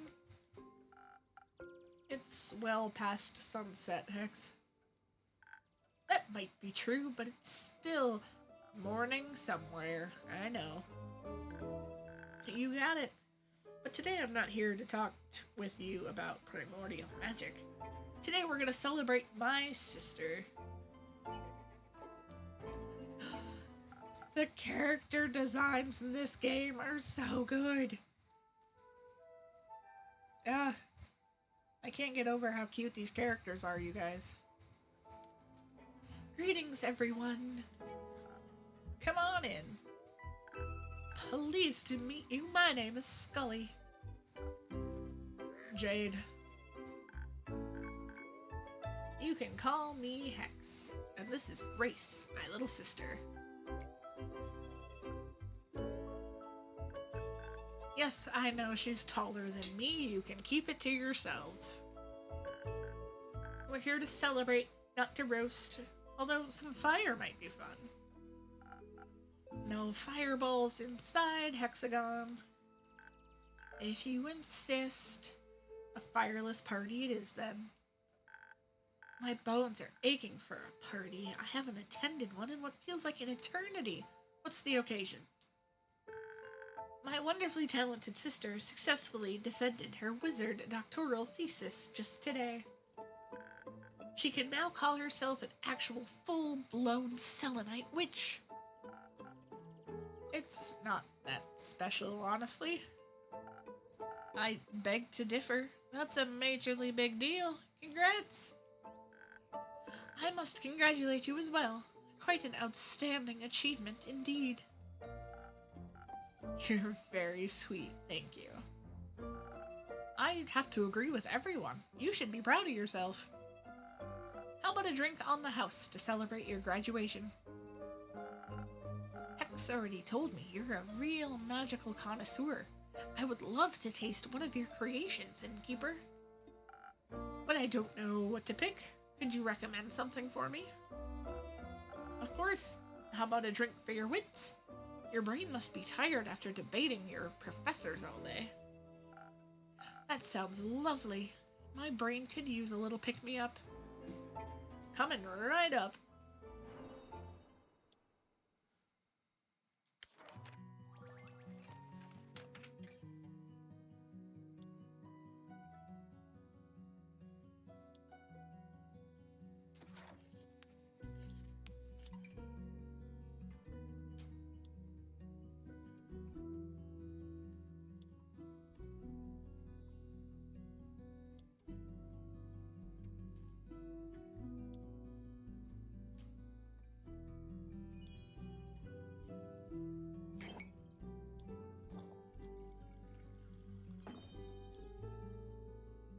Alright.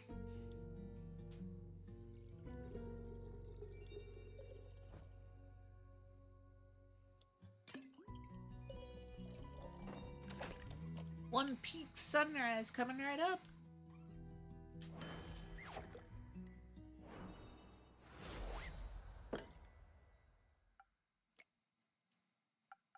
My, this is delightful. See, told you, she definitely knows her craft. Say, Innkeeper, do you have a PhD, wow, in mixology by any chance? Last time I checked, no, but I do have a lot of experience. Took me a while to get the hang of it. I can tell. Your drinks are really tasty. I could easily go for another round of debating right now. Is anyone else up for a drink? Not yet.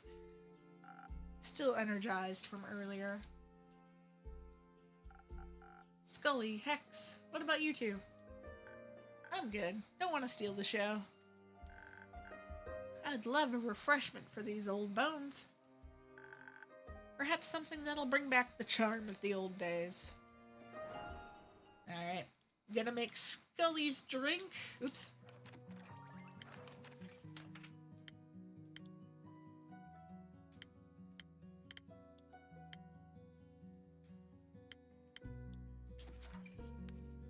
And then Twitch is telling me that it's going to butt in and show some ads here in a hot minute. So after I make Scully's drink,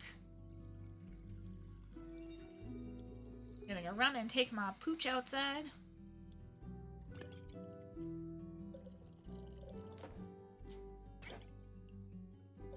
Oops. Okay.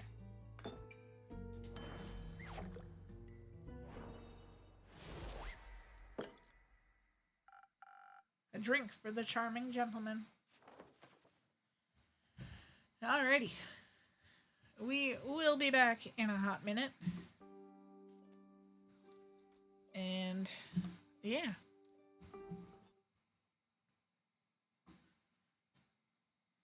Oh, whoops. I did not realize that I didn't, mute myself for that. So everybody heard me wrestling with a bag of snack mix. LOL. Alrighty. Oh, I think I can probably do another half an hour, 45 minutes or so. Alright. And when last we left off, we served Scully a drink.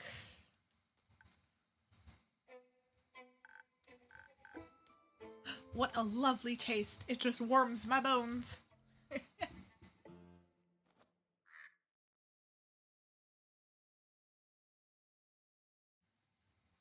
Warms my bones inside and out. Should I be worried? Maybe it's an undead thing? Well, theopractically, it would be possible for a magical drink to warm one's bones. You just need you and your wild dreams, Hexy. Maybe leave those experiments to someone with an actual laboratory for once. All that talking about studying and degrees brings back so many memories. I also was a scholar once. I spent my life as an archivist, at the Gaian Everbloom Archives to be precise, before my supposedly eternal slumber. I've read a lot about the old archivists, but I've never had the chance to talk to one. Well, obviously, they're all dead. All of them? Yeah, the archives were destroyed ages ago. They're mostly a myth now. Oh, that's quite sad. A lot of knowledge must have gotten lost with them. I guess so. If you wouldn't mind, Scully, I'd love to hear more about them. Maybe we can revive some of that old knowledge. It would be my pleasure, but sadly I cannot remember much of my research. All those years below ground without sunlight doesn't seem to have been very good for my memory. It's been a few centuries since I've been alive, so I'm not even sure where one would find the archives nowadays. Or their ruins, rather.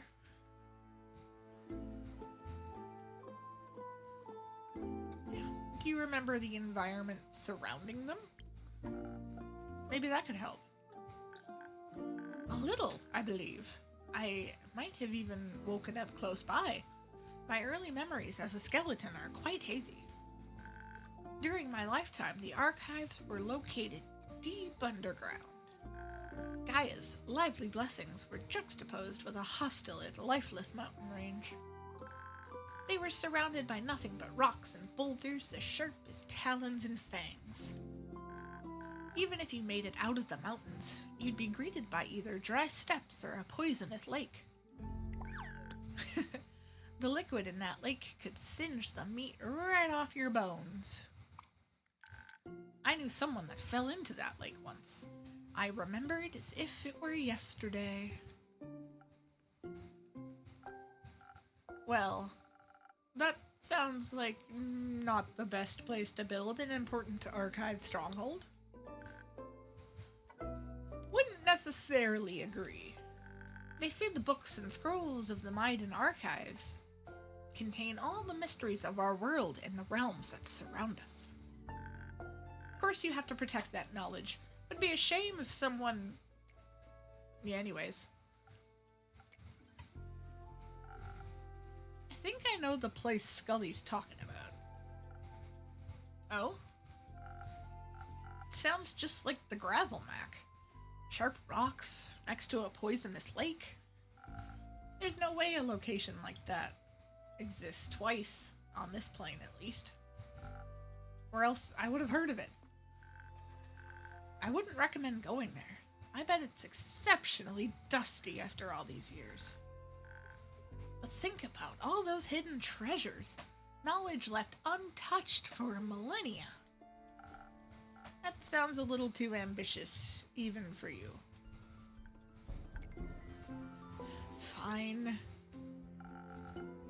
Your delicate wizard sensibilities wouldn't last a day in the Gravel Mac anyway. Oh, and you would? Who can say? Anyway, gotta go now. Shared enough secrets of the trade already. Thank you for your reluctant service. What a lovely young lady. She would have made for a great archivist. And a grumpy one. I'm sure she just had a long day. As have I, honestly. I'm very tired. I'm absolutely sure of that. But you should be proud of yourself nonetheless. You seem like the kind of person to downplay your achievements. And getting your PhD really isn't something small or insignificant. Oh, it's nothing, really. I spent a lot of time researching. Defending my thesis was a mere formality. Scully's and my point still stands, and I'm sure your brother would agree with us. Absolutely. You're all very kind. I appreciate it. How about we call it a day? It's already getting late. Ah, a splendid idea, as I would expect from a witch like you. Seems fair. Hope you get to enjoy the rest of your evening, innkeeper. I will, theopractically.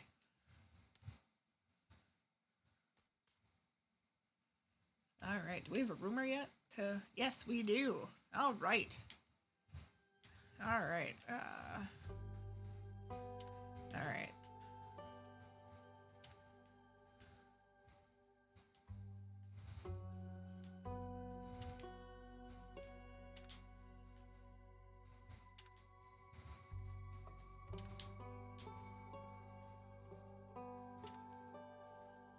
Alright.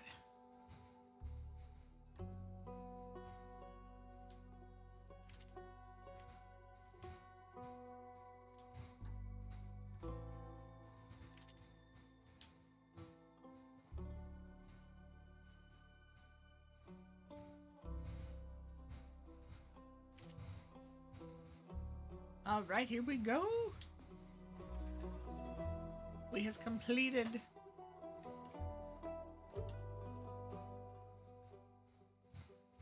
And we're like one clue away from finding like 3 more quests for people to take.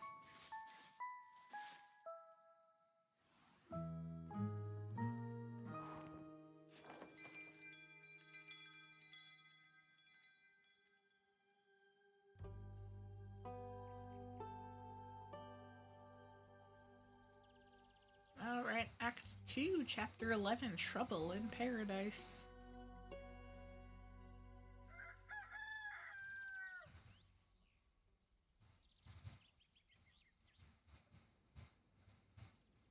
Hey!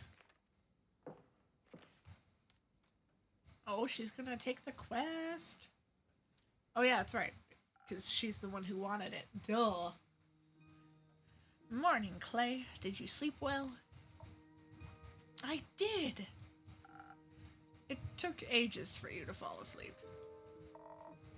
I was too excited thinking about our adventure. But I slept really well. Happy to hear that. Thea, did you sleep? She passed out right after she had some soup. I hoped that Lady Cassiopeia would send me signs for my divine mission in my dreams. Did she? I don't remember. Sounds like you slept very well then. Anyhow, I see you had time to prepare the quest. Wonderful, let's get started. Alright, let's take this one step at a time here. Hey, I was looking forward to some soup. Then I hope you like lentils. I left some with your purple friend and told him to keep an eye on it. Well, I hope Bandu enjoyed the soup. Thank you for feeding my familiar, Clay. Of course. Did you two enjoy your soup? Very much. Clay is quite the talented chef, even though eating it did make me very tired. And Tia is a very good cooking companion. It took a while to make, so we had a lot of time to talk. It was nice. But what did you two talk about? Friendship bracelets, I hope. Not quite. Many things. Like, I thought it'd be fun to make her niece one of my little dolls my granny taught me how to make. The ones with the flower dresses and the mini axes. I don't have any siblings or cousins, but Tia said she's going to make little star lamps for my parents' garden. Was that so? He offered to cook for my family. And I can't offer to cook for his. My cooking skills are unimportant to my destiny. But I thought that if I were to visit, it would be appropriate to bring some sort of thank you gift. And who wouldn't want some stars in their garden, especially now? That sounds lovely. Have you ever visited the Highlands before? No, not thus far, though I have always wanted to. Our snow dragon building competitions are famous. I've never heard of those. Oh. But they do sound intriguing. When I was young, one of my favorite stories the Elysian told me was of the ever-burning flame. It is said to have been a gift from Leviathan to the first mortals. Along with it, he bestowed the power of elemental manipulation upon his chosen. I vaguely recall there being another version where one of his guardians stole the flame from him instead. Blasphemous hearsay is all that is. We should be thankful for the gifts he has given us. I've always wanted to pay my respects to the flame. And it just happens to still be burning in an ancient temple in the Highlands, keeping the hope of Asteria alive for eternity. So I'm looking forward to seeing it in person sooner rather than later, and with a local guide no less. I've never visited it before either, but I once went to the Autumn Glow Festival in Varika. You can see the temple from there. The Autumn Glow Festival? What's that about? I'm sure he can tell you all about it another time. Please, let's get back to the quest. She's just gonna be super consistent, so... Now, the quest. Of course. So I'm assuming you're going together. Unfortunately, I was going to go alone, but Clay insisted on coming along. Why is that unfortunate? It's a very dangerous quest, and he is not practiced in the ways of a divine warrior. Could you imagine if he tried to befriend some bleak stalkers? Oh, that'd make for a fun story, I think. But if you really want to do this alone, you could just go by yourself. Who would make her soup, then? Good question.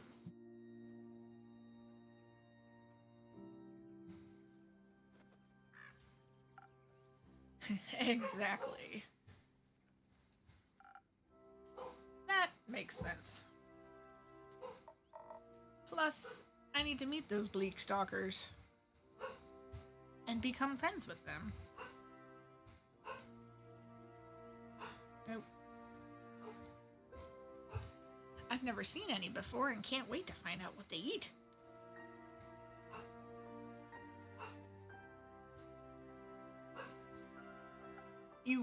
They like to eat you.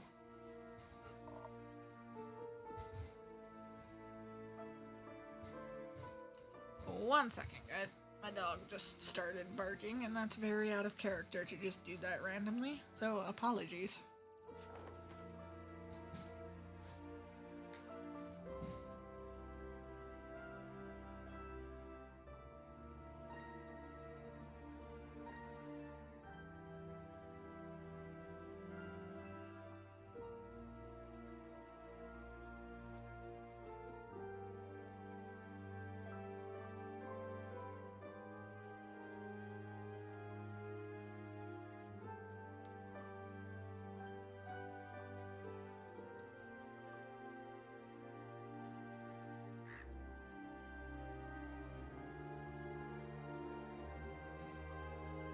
Alright, not quite sure what that was about, but...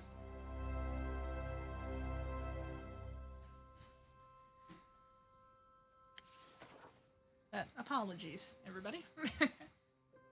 Only if they're hungry. Could you at least try to be reasonable? I am. I know they can be dangerous too. Of course, it's important to have your guard up so you can defend yourself if you're scared. Generally, if you approach anything non-violently, they'll like you more. Maybe the innkeeper can give us some extra charisma too, so we can convince them to help us out. I could offer you some honey flowers as well. They can be very inspiring, even to bleak stalkers. I think so, at least. I've never tested that one out, actually. We could test it for you. Nonsense. We need to head into this knowing we'll have to fight our way through. The name Bleak Stalkers doesn't exactly inspire confidence in their hospitality.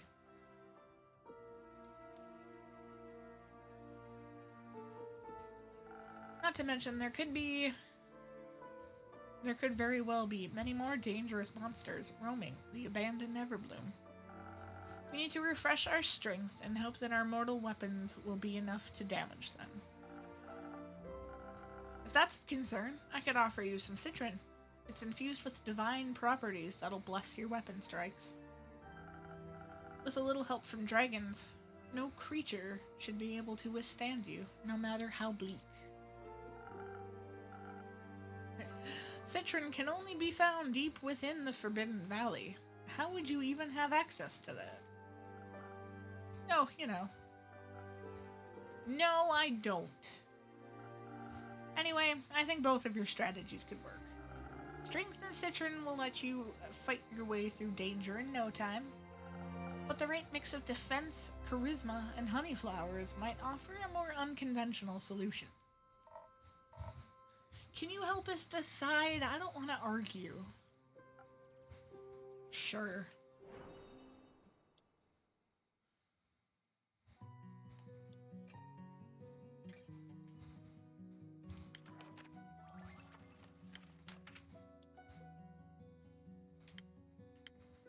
Oh man, that's so cool.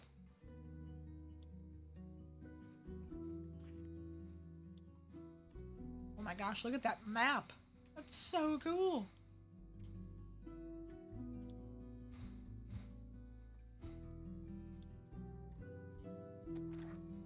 Alright, oops. Alright, so.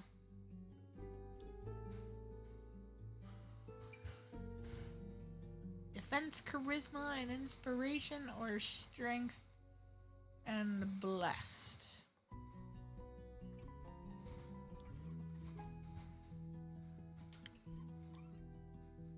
You know what? We're doing the infusion. Honey flower.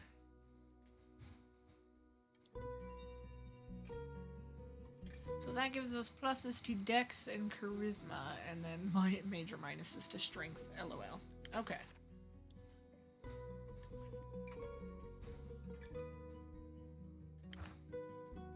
So.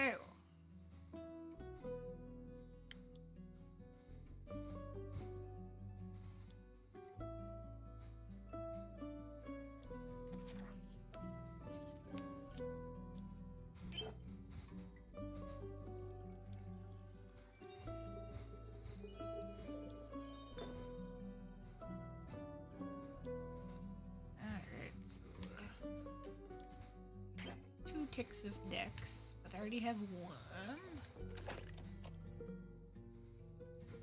Alright, let's go!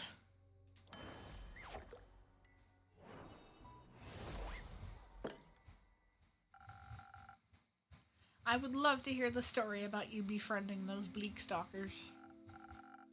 Or, at the very least, how their teeth were no match against your armor or your pecs. Plus, this worked well for you last time, Tia. Let's hope we'll be lucky again. Fine, I trust your judgment. Good, you should. Thank you for all your help, innkeeper. But we should get going now. I can't make her a drink, too? Indeed. Wait. Why are you in such a hurry? Yesterday I met Fable at the farmer's market, and they helped me pick out the right vegetables for the soup. And then they invited me to their barbecue on the 31st of Cassiopeia. So we need to make it back in time for that. You can always leave early if it takes too long. And what about you? What about me? You're also coming. I have to work. You also have to eat. Saving the world is bound to make you hungry. And you might even have fun. Who knows? Ain't no party like a Fable party. Let's hurry then. Let's. Innkeeper, can you let Fable know we'll be back in time? Of course. I'll let them know as soon as they grace my tavern with their presence again. Oh yeah, Grace should know too. I think she's gonna bring her famous fortune nuggies. I'll tell her as well.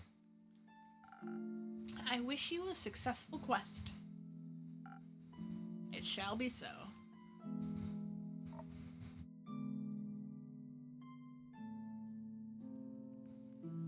See you soon.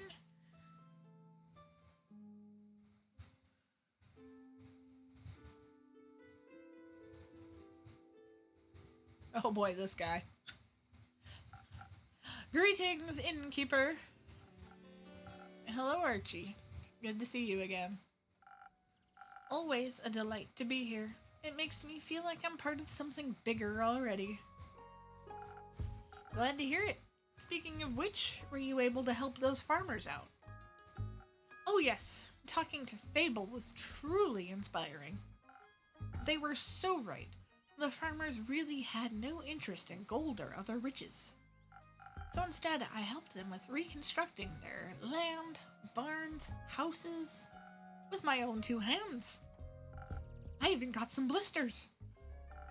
Remnants of my first ever heroic deed. Very exciting and painful. Now that I think about it, do you have a recipe for a drink that could help out in a specific situation? I want to be able to help every single farmer with ease. I want to lift the heaviest logs and steel myself for the most stubborn splinters. You know, you're right. A drink like that is still missing from my recipe book. Let me think of something. Oh, thank you dearly. When I was making my way to your tavern, I walked past an astounding duo of adventurers. A stunning seraph and a massive half-giant. They were so utterly impressive. I aspire to be like them someday. It feels like I'm in a book. Like I delved headfirst into one of the stories on my bookshelf. Magic and adventure surrounding me with every step, and unknown lurking danger in the shadows. This is all so exciting. Now I'm just daydreaming. Originally, I came here seeking one of your magical drinks. Of course. What would you like? Preferably something that'll help me defend myself from devious dangers, like splinters in my hands. Or, you know, cardboard cuts. Cardboard cuts are even worse than paper cuts. The drink I had last time did. Well, I presume it did something. But those splinters were a real nuisance, I tell you that. I got you. Don't worry. Alright.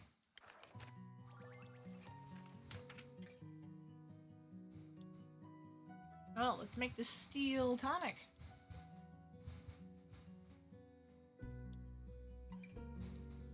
Alright. Man, that is like a perfect triangle.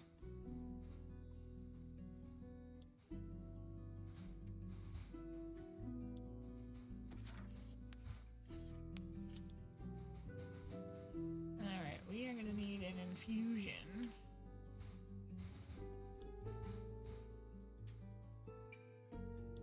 It's one of the gems! Alright. So that one, all the way.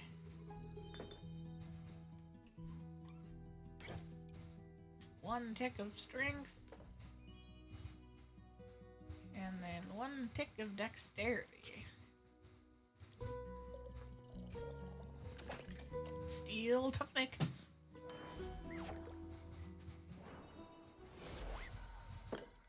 I love that glass. Protection against your arch nemesis, splinters. Here you go. I can already feel my skin getting tougher. Helping people grow calluses is my secret party trick. Maybe I should bring my friend here someday. Your drink mixing magic is quite peculiar, really. Oh, your friend? Is he from Windmore as well? That's correct. I've known him since we were kids. Mostly due to our parents being of similar wealth and influence. I think we were kind of chosen to be friends. We decided to write each other letters when he's not here in Zen.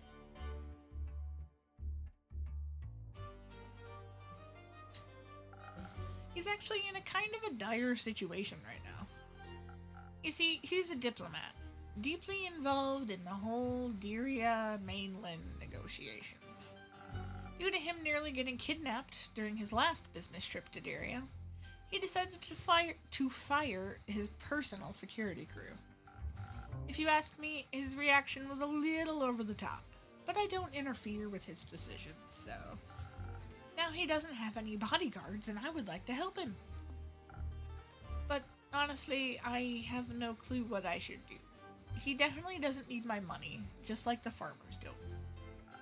He's got more than enough of it as it is. I mean, if you're brave enough, you could volunteer to be his bodyguard. Splendid idea. I like how you think, innkeeper. But I don't know if I'd be strong enough, even with one of your magically infused drinks. He might need more protection than I could offer. Well, I still do the thing with the quests. Oh, you're right. I could just hang up a quest on your pinboard. And then some brave adventurers will offer to help us out. My friend means the world to me. I would never forgive myself if something happened to him.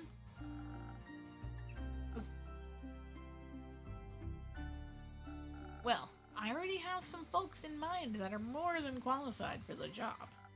Let's just hope my quest writing skills are enough to attract the right people. Do you write a lot? No. Yes. Sometimes? You know what, I get that too. I love to write stories about cunning and courageous adventurers. Somehow they always manage to get out of the most dreadful situations by cheating death multiple times. That's, well, I mean, writing doesn't really fit the image of a heroic adventurer himself, does it? Why would I dream of other people's journeys if I could just live the tales myself? You've got a fair point. Also, it's always easier to write about things you've experienced firsthand. Absolutely. Oh, I can't wait to see my friend again and help him out. I'll be more than prepared. Fable also offered to teach me how to use a bow. How could I say no to such an enticing offer? Getting taught by Fable of the Ashen Groves themselves? It's more than I ever could have dreamed of. They also mentioned another friend of theirs, an imposing Vugakin lady named Carolyn. Do you know her by any chance? Oh, Lynn? Yeah, I know her quite well. We're besties.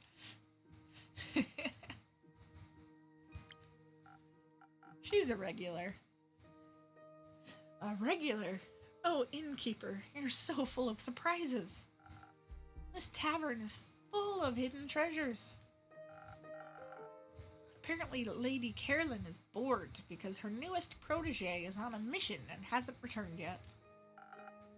so she'll be joining my training with Fable. Oh, you're in for a ride. How thrilling! I nearly can't contain my excitement. But for now, I've got to think of the right words for the job posting. Don't worry about that. Assembling quests for patrons is one of my services. Really? That would be so helpful. I got you. You'll have the perfect crew of bodyguards for your friend, assembled in no time. Trust me. Thank you so much, and also thank you for the drink. Coming here is always a delightful source of inspiration. I'm always happy to help. Until then, innkeeper. See you next time, adventurer.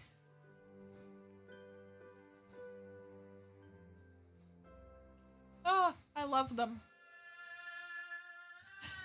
Hiya, how's it going? Hello, come on in. This is a cute little tavern, I'm not gonna lie. Wasn't that convinced from the outside, but the interior is just really adorable. I'm glad. Are you accustomed to more opulent exteriors? Oh, for sure. But I do enjoy the cozy feeling of a simple tavern. You know, it's good being away from the hustle and the bustle of the big city sometimes. I get that. Are you new in town? I am. How'd you know? It's been a while since I last saw a phantasm around here, that's all. I just took a guess. I see. I came here straight from the capital. Just needed a moment to breathe, you get me? Oh, I do. That's why I settled here on the outskirts of Zen. This town is big enough for me to never run out of work, but small enough not to feel overwhelmed. Yeah, exactly. So you run this business, innkeep? Correct. Just me, my familiar, and this tavern. And all the regulars that come in, of course. Of course. And with whom do I have the pleasure today? Perhaps one of my next regulars? Who knows, maybe. The name's Voyage, but you may call me Voy. Alright, Voy, got it. What can I do for ya? Well, I mean, a drink would be the way to go, I suppose. Wait, don't tell me you haven't heard of me. I mean, I guess you just got here from the capital? Not yet, I'm afraid. I am the Voy, the famous bard. Ring any bells? Nope. I just have to say the music for this part is awesome. Well, I guess you'll have to get to know me then. And what better way to do so than with a fine drink made by the finest innkeeper? You're a real sweet talker, aren't you? Hi, I guess I am. Haha, yeah. Is there something specific you'd like? No. Surprise me with something that'll make me even more irresistible. Like a real Prince Charming.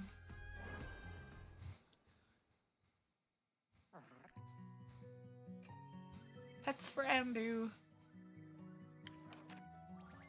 Alright, this guy wants to be charmed.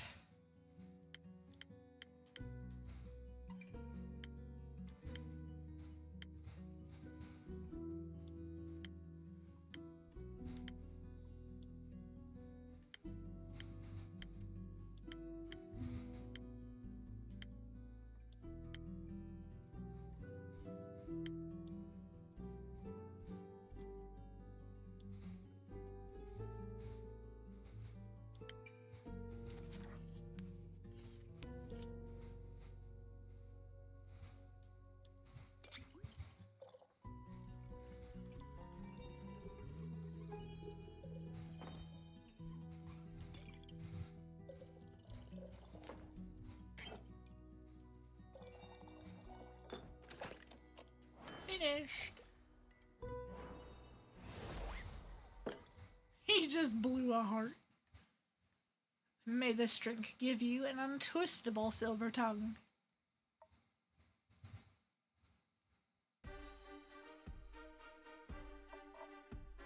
Oh, this is good. Nearly as good as my musical talent. I have a feeling this drink might influence your next performance. Will it boost my charisma even further? You'll have to wait and see. Let's just say you might want to come back afterwards and get another drink. Oh, now you're teasing me. How about you tell me more about you now? Didn't you want me to get to know you better? Hold on tight to your counter, innkeeper, because I am about to knock your socks off. Bring it on. So, right in front of you is the one and only Voy. Traveler of lands, stealer of hearts, and the most famous bard in all of Phoesia. Not only because of his immaculate talent, but also because of his good looks, may I add. I'm fairly impressed. Of course you are. Might ask for an autograph later then. But what brings you here, Voy? As I said, I just needed a breath of fresh air. A short break from the big city. Is it so hard being famous? Not really, no.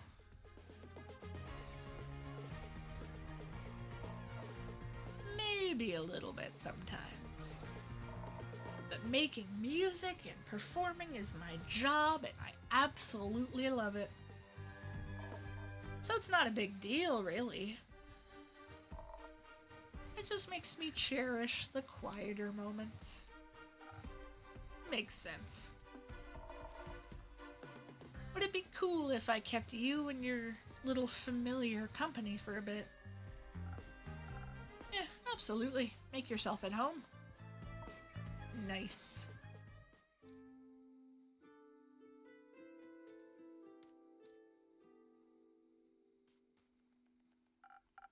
Hello there, traveler. What can I get you? Usually it's my role to ask that, but given the circumstances, I'll humor you. Well, this is my tavern. And it has come a long way. Who is this guy? Love the color of the walls. A new coat.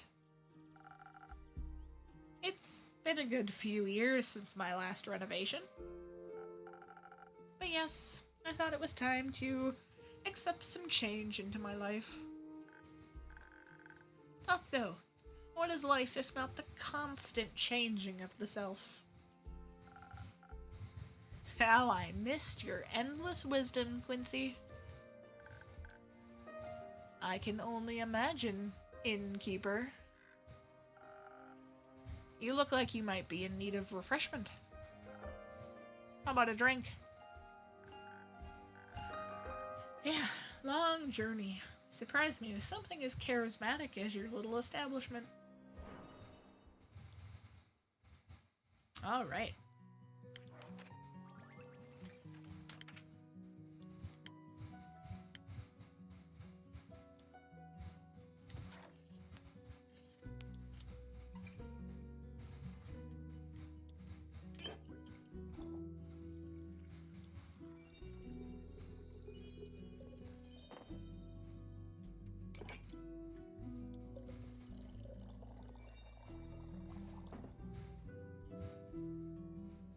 Oh, this needs an infusion.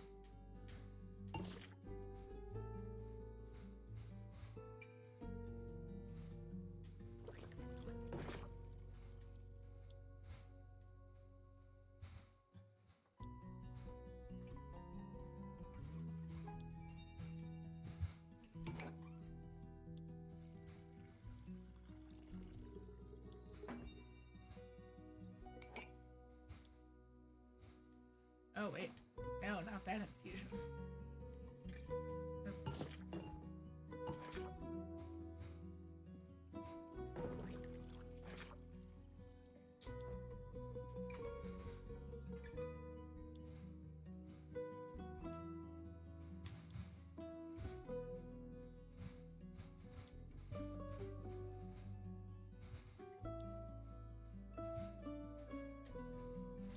Yeah, we can go with that one. Oh, no, not you. Ooh.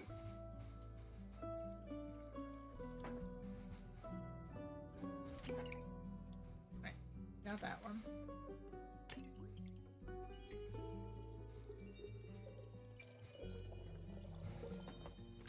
There we go. Finish.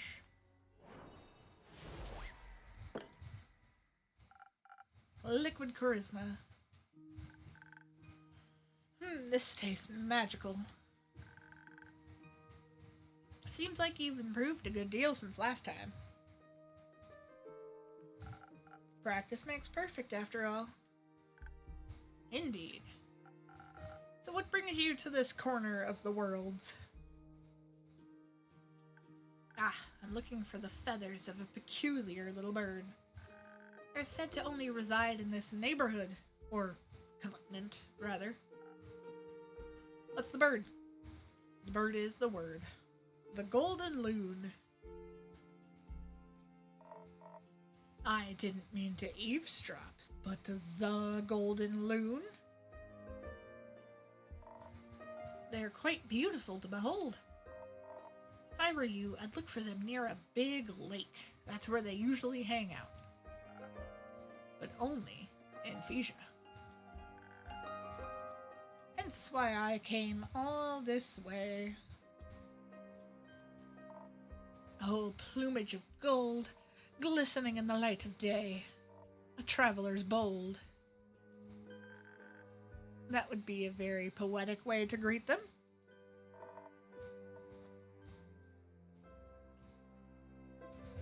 Tell that to the stupid Song of Vigor Guild. They didn't like it? No, they don't like anything that isn't mainstream. Like subtext. But isn't that what lyrical works are about? Pouring your heart and soul into something for others to take in?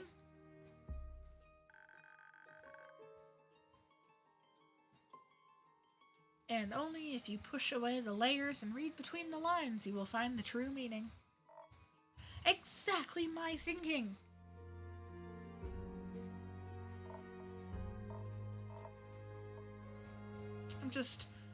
It's just that now I'm afraid that they'd laugh at me.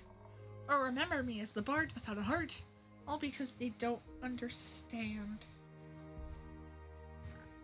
You know, there's nothing wrong with being afraid.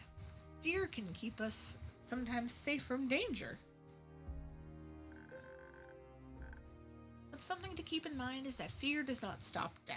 It stops life. Do you enjoy your art? Yes, and I want others to enjoy it too. I, for one, greatly enjoyed your Golden Loon haiku. Oh, innkeeper, thank you. You shouldn't base your value on whether people like what you create or not. There'll always be those who don't get it, and those who find themselves in it. Do it for the people who appreciate your art, but most importantly, do it for yourself. Well, that's one way to look at it. You know, I imagine this all so differently. Way easier for sure. Moving from Tregarin, the smallest of towns, to the big city, I'd always dreamt of joining the SOV Guild, and then they promptly rejected me. But I'm Voyage, and I don't give up because of things like that. I don't need a guild to get out there and share my music. All I need is me and my Hagwam. That's right. I've seen many people spend too much time giving attention to those who will never understand them. My 2 cents. Live for what you believe in and allow others to make their own decisions. That's what I'm doing. Good. But unfortunately, I have to leave now. I gotta find those loons before it gets dark. It was nice having you around, Quincy. Until next time, don't forget, take care of yourself, innkeeper. And be safe out there, Voyage. You too. Nice guy. Yes, he's an old friend. Didn't know you do friends. Man, he's known me for like half an hour. Perhaps we could be friends too, innkeeper. Not yet. Oh. Maybe one day.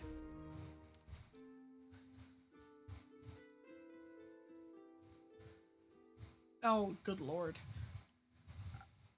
Welcome back. Quick, innkeep, your strongest drink. This is an emergency. What happened? Oh, it's Baya.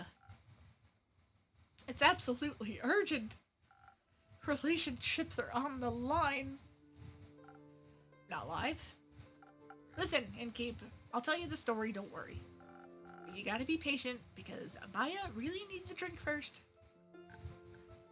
Yes, please. What do you need? The same as last time? Oh, that one was really delicious. I'd love to taste it again, please. Got it. I'll get you something that'll make you feel as agile as a spider.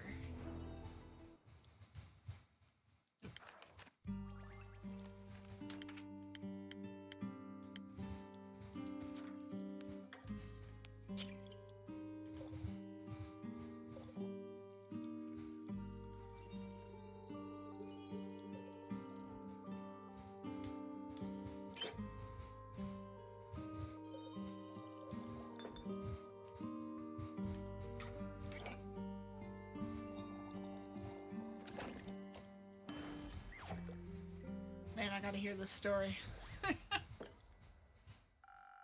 My strongest drink to the rescue. Thank you. This is... good. Oh, thank the dragons, that pause made me so nervous. I really thought she'd mess it up. Thanks for having so much faith in me, Una. You're welcome. But Baya, are you feeling better now? Yes, at least a little bit. That's good to hear. Please fill me in on the situation now. I've never seen you this upset, Baya, and you have to endure the Bloomtide Festival every year. You are right. So, I have this group of friends. They're girlfriends. We three have been inseparable for at least a few centuries. But now...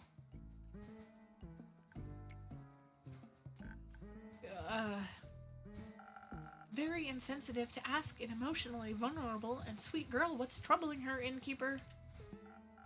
I'm sorry, I didn't mean to be rude, Baya. It's okay.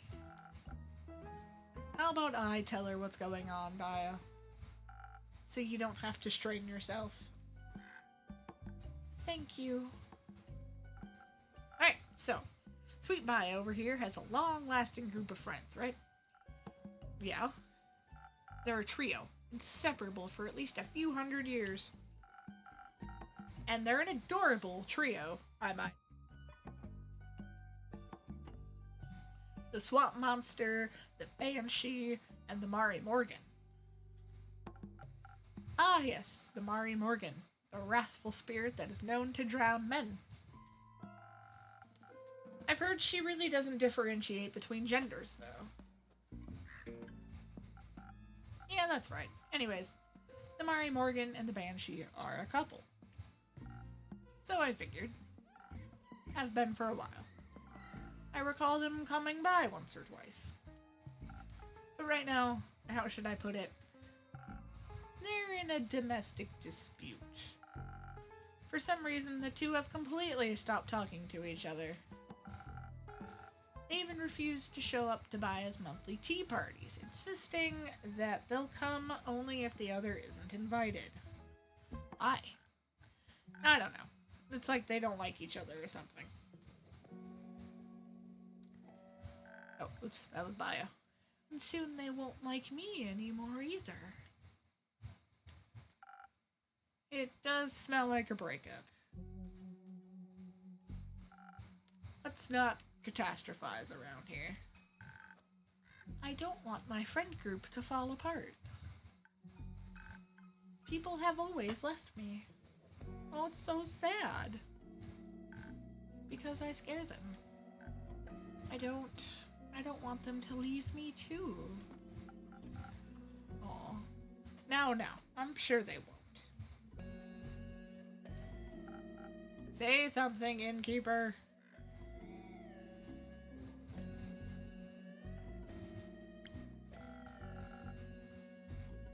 They've been together so long, they must have already solved numerous arguments. They'll get through this one too.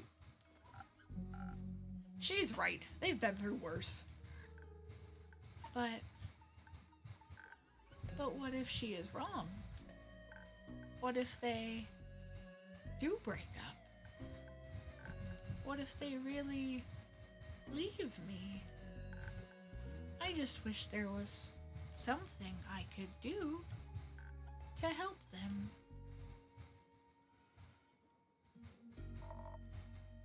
If I might just add my 2 cents real quick. Hi, I'm Voy. Short for Voyage. You may have heard of me before. I'm pretty famous. No. Doesn't ring any bells, sorry. Anyway. So, Baya, that's your name, right? Mm-hmm. What's keeping you from getting to know other people? Like, you seem super chill. Well, usually everyone's afraid of me. But the innkeeper has always been nice to me. I trust them. And I've known Una for a while now. Didn't she pick endangered flowers from your backyard last time you met? Yes. The bouquet was really cute. I know, right? You meet a lot of people when you travel across the lands looking for potential clients at work. And honestly, I've seen stranger creatures than her in my many years of being an adventurer. Baya is also really cute under that moss and kelp. Oh, shush. I mean, you look a little terrifying, that's true. But maybe you just have to figure out how to get through to people. I'm sure they'd want to be your friends.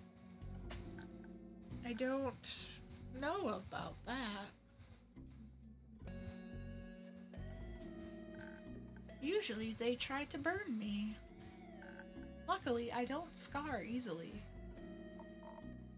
Ooh, what a nice metaphor. Might have to use that in a new song if you don't mind. People hurting you over and over again just because they're afraid? Exes leaving you, but you always manage to get over them? It's not a metaphor. Once every few moons, people surround me with torches and pitchforks. Oh. Oh, well, that's unfortunate. You don't say, kid. But honestly, I know how you feel. Sometimes facing people is terrifying when you feel so different. But there's always something to love about everyone, like my handsome smile or enchanting voice. Maybe people would enjoy my spa. You run a spa? That's fantastic. Yes. You should come visit sometime. That's short for voyage. Um, just Voy is fine. Do you want to come too, Una? I'd love to, yes. There's nothing more soothing for old bones than a nice swamp bath. Hee hee hee. Do you get a lot of customers? No. None.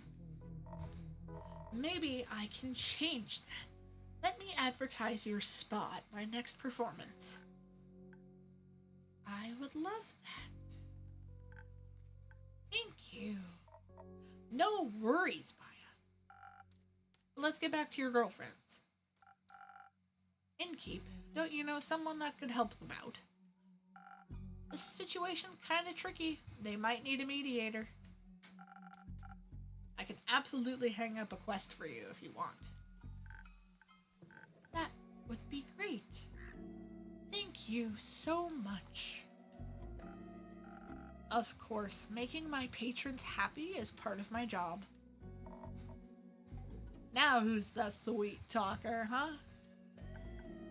But now I have to wait, right? Yes, unfortunately. How about you show us around your spa in the meantime? It would be my pleasure. And once we're back, there will be a solution for your two friends. No pressure. There's a millennium-long relationship on the line. Remember that. Absolutely no pressure. I'll see what I can do. Thank you. See you then, Innkeep. Yeah, see ya. Oh, I can't wait to feel how smooth my skin is after a mud mask. You think I can take my crochet hook with me?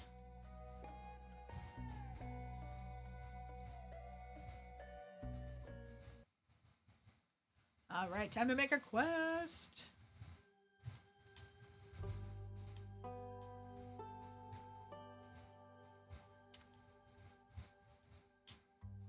Alright,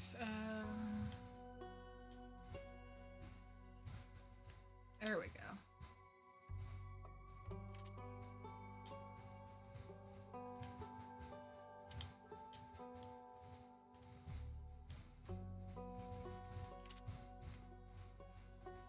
Oh wait, no, that one. Go. Come on.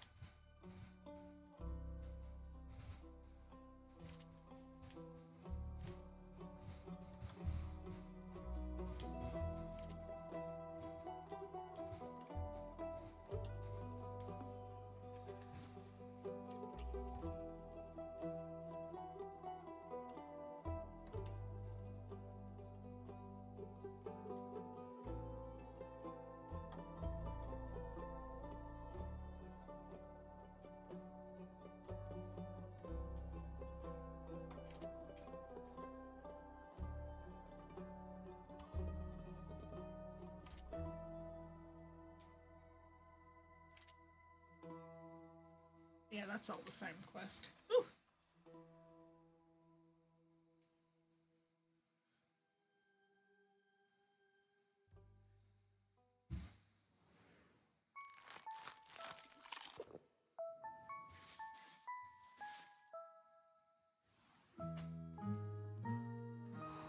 Alright, Twitch is yelling at me that it's going to play more ads. So I'm going to take one last stretch break. Probably go for about another half an hour because I'm starting to get a little hungry. So, BRB, my friends.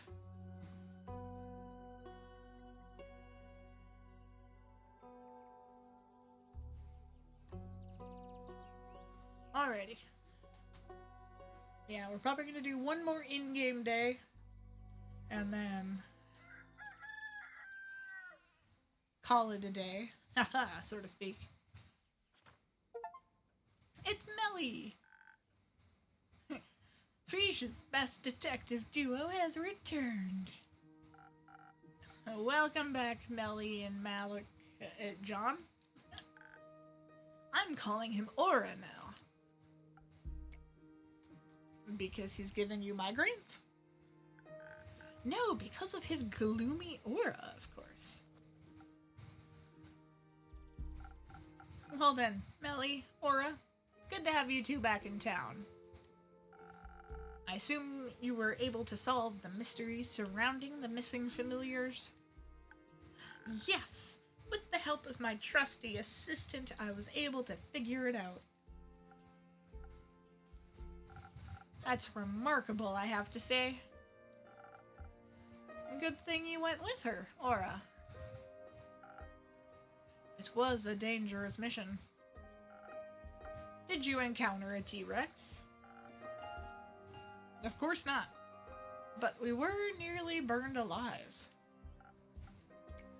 That's not what I would have expected. You must always expect life to double-cross you.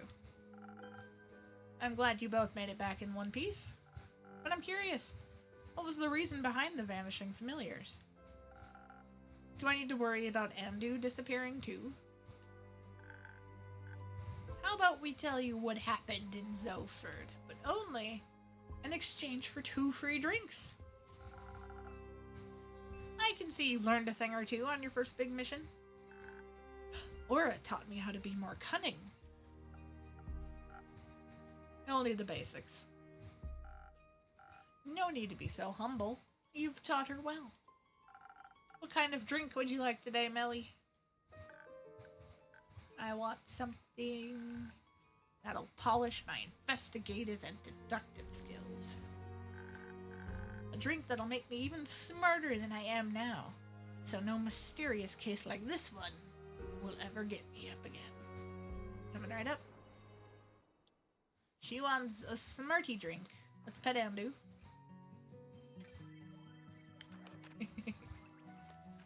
Alright, she wants a brainy drink. We'll do this one. Alright, this one is in need of an infusion.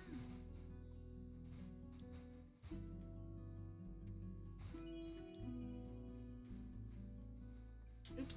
Blah blah blah blah.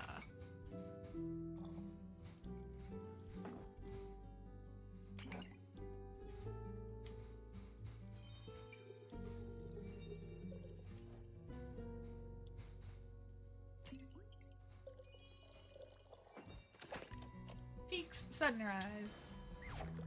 Coming right up.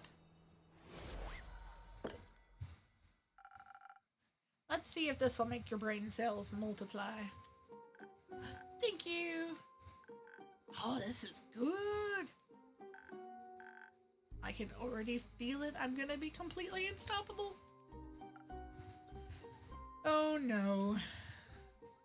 Oh yes. Initially, I wanted to sit this one out, but I might actually need a drink now. It would be my pleasure if that means I get to hear your story.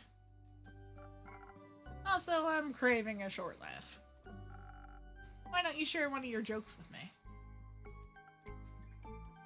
Ah, right, we made a deal. Correct? Correct. So what will it be today? Maybe something that'll help me counter her verbal attacks now that she's linguistically invincible. Not so the usual. Gotcha.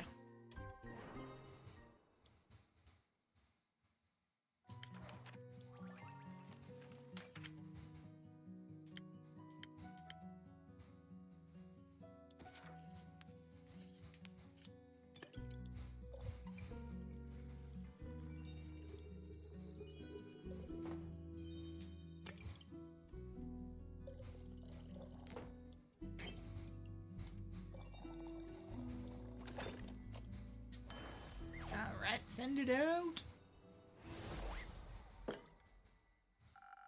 This should make things easier for you. Oh. I can see it in his face. Is it that bad? Huh? No, silly, he likes it. You can clearly see it in the way his scarf is moving. See. My deductive skills aren't that bad after all. You think you could teach me a thing or two sometime? Of course.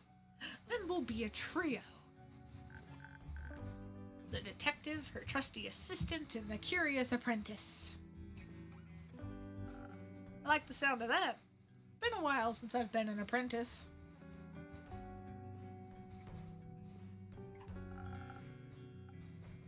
I don't remember being asked if I wanted to be a part of this. But I couldn't have completed the quest without you. Also, being a detective's trusty assistant is an honorable duty. And I'm glad you came with me. Of course, I couldn't let you walk headfirst into the open maw of a hungry T-Rex. Yeah. Did you actually encounter a T-Rex in Zoford? No, don't be silly. Sorry, just tried to make a joke. I can tell. I think it was kind of funny. Let me show you how it's done. How do you ask a dinosaur if it wants a cup of tea? Well, beats me. T-Rex?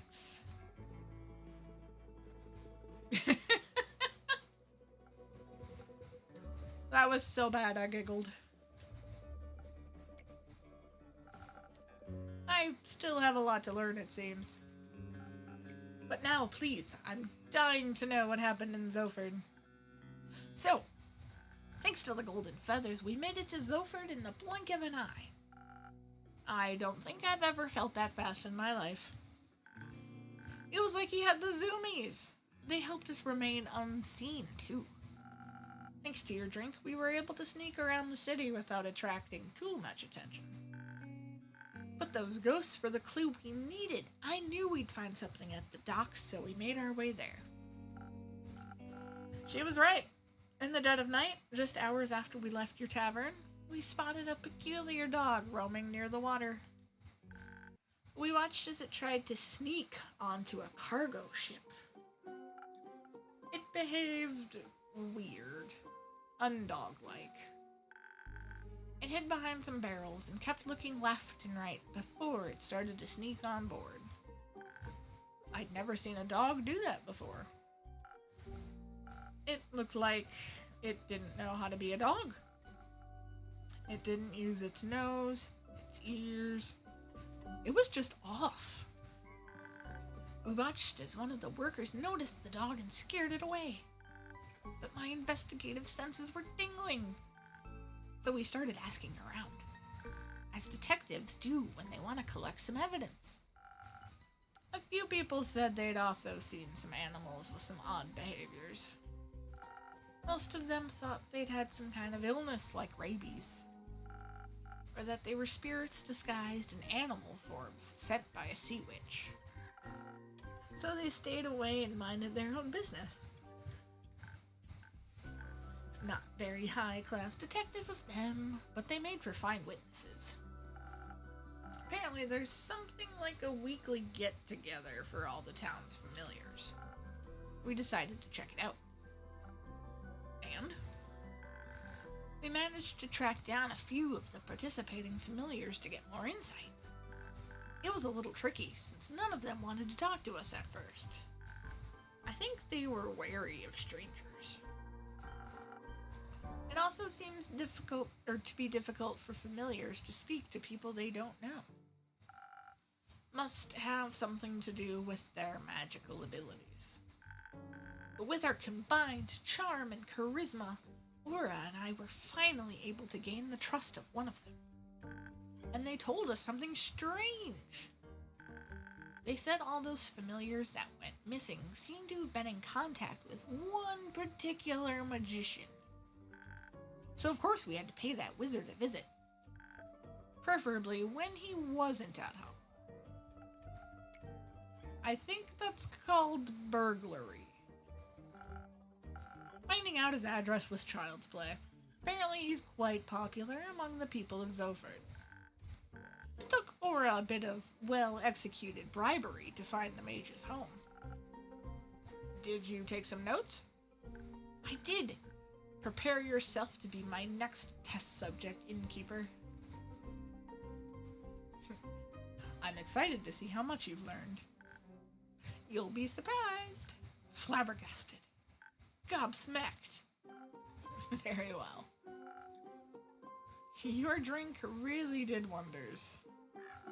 We managed to break in without anyone noticing. It was so exciting. We snuck around looking for evidence, maybe even a hidden ritualistic chamber or something like that. And did you find one? Sadly, no. But we found his office with the door open. Inside were a lot of books about different kinds of animals and familiars. We figured he just loves animals, or at least needed that knowledge for something else. As any world-class detective would, I also checked his trash can. And? Did you find anything? Well, nothing that helped solve the case. But I did find something that you'd like between all that shredded paper. It looked like a recipe for a magical drink, just like the ones you serve. Ta-da! Recipe unlocked. Silent Owl. Ooh, that sounds interesting. That's very useful. That's what I thought. Anyways, Aura and I continued our search for clues. His office also had books about common and uncommon diseases in animals, so we kind of had a connection to the reported cases of rabies. I thought that it was a bit of a stretch, not that I could change her mind. That wasn't all we found. Next to his desk in a small cupboard were his diaries. They were full of notes and spells I didn't understand. Something about transmutational magic. While she studied his diaries, I rummaged through his belongings and scrolls. I had absolutely no clue of what any of it meant until I found something of interest.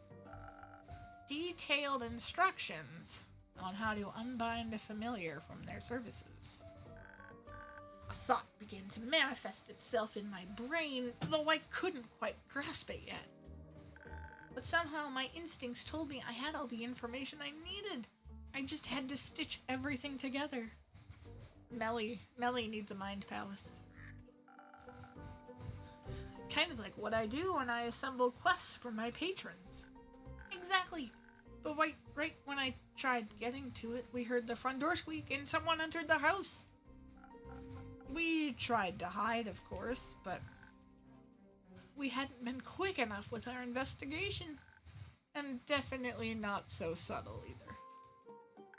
The whole place looked super chaotic. The wizard immediately knew something was off. And a potentially dangerous person on high alert is even more dangerous, so we had to be on guard. Aura hid under the table, but I had other plans. I managed to jump on a bookshelf and wedged myself right on top, under the ceiling. So I was hidden, but could still see the whole room. Good call. Heh. I watched as the magician barged in, but he wasn't alone. Oh man. He was accompanied by a lizard, a colorful bird, and a two-headed sheep. Oh no, not one of those again. Huh? It's nothing. Please continue. It was so weird. The bird didn't know how to fly, the lizard walked on two legs, and the sheep's two heads always looked in the same direction. As if they didn't know how to be real animals. But now we had proof. The weird animals were definitely connected to the weird wizard. And as if the wizard noticed something, he stopped and said to the animals, "No, you three get out of here. I don't want to get you in trouble or hurt." I already had my fingers wrapped around the handle of my knife, ready to strike. I'm sure he felt my murderous intent. But it does sound like he cared about those animals. That's what I thought too. As soon as they'd left the room, I saw him create a ball of flames in his hand. He was ready to strike. And I knew I had to do something. He would have done terrible things to Aura. And I meowed. Like a cat? Yeah, huh? I pretended to be a cat. And somehow it worked, even though I was wearing clothes. The wizard turned around and saw me on top of the bookshelf. His features turned from worried to soft in a millisecond, and he said, "Oh, a little rascal, how'd you get in here? Did I lock you in? You must be just terribly scared."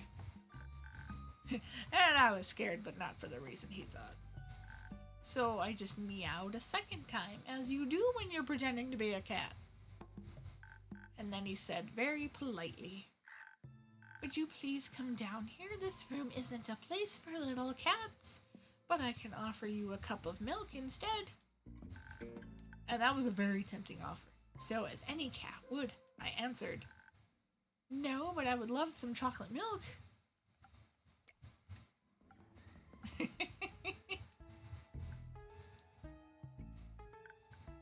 I kind of forgot that cats don't usually speak. Needless to say, his face was priceless. But his hand started to light up again.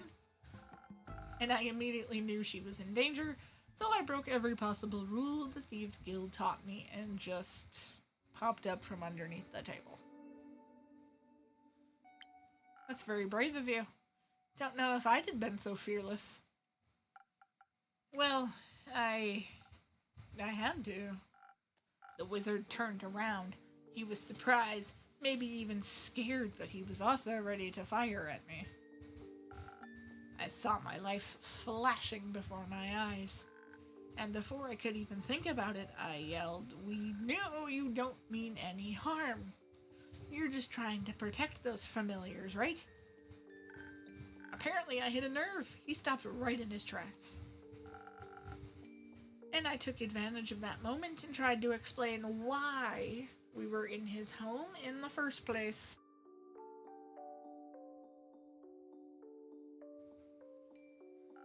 I told him everything about the quest, the familiars, the weird dog. Usually I'm not good with words, but your drink definitely did what it's supposed to. I don't know how, but I think we managed to de-escalate the situation. He looked panicked before that, as if he was being chased. Maybe he actually expected people to come after him. Hearing all the clues out of Aura's mouth kind of flipped a switch in my brain. And I could see the truth right in front of me. Suddenly everything made so much sense. I jumped down from the shelf and began my conclusion. It is clear to me that you, the accused, do not have ill intentions. However, that does not make you innocent. You're still involved in the disappearance of some familiars. She was walking back and forth while she gave her little speech. Needless to say, the wizard and I were equally confused. You're fond of animals, and as such, also familiars. And while I don't know anything about magic,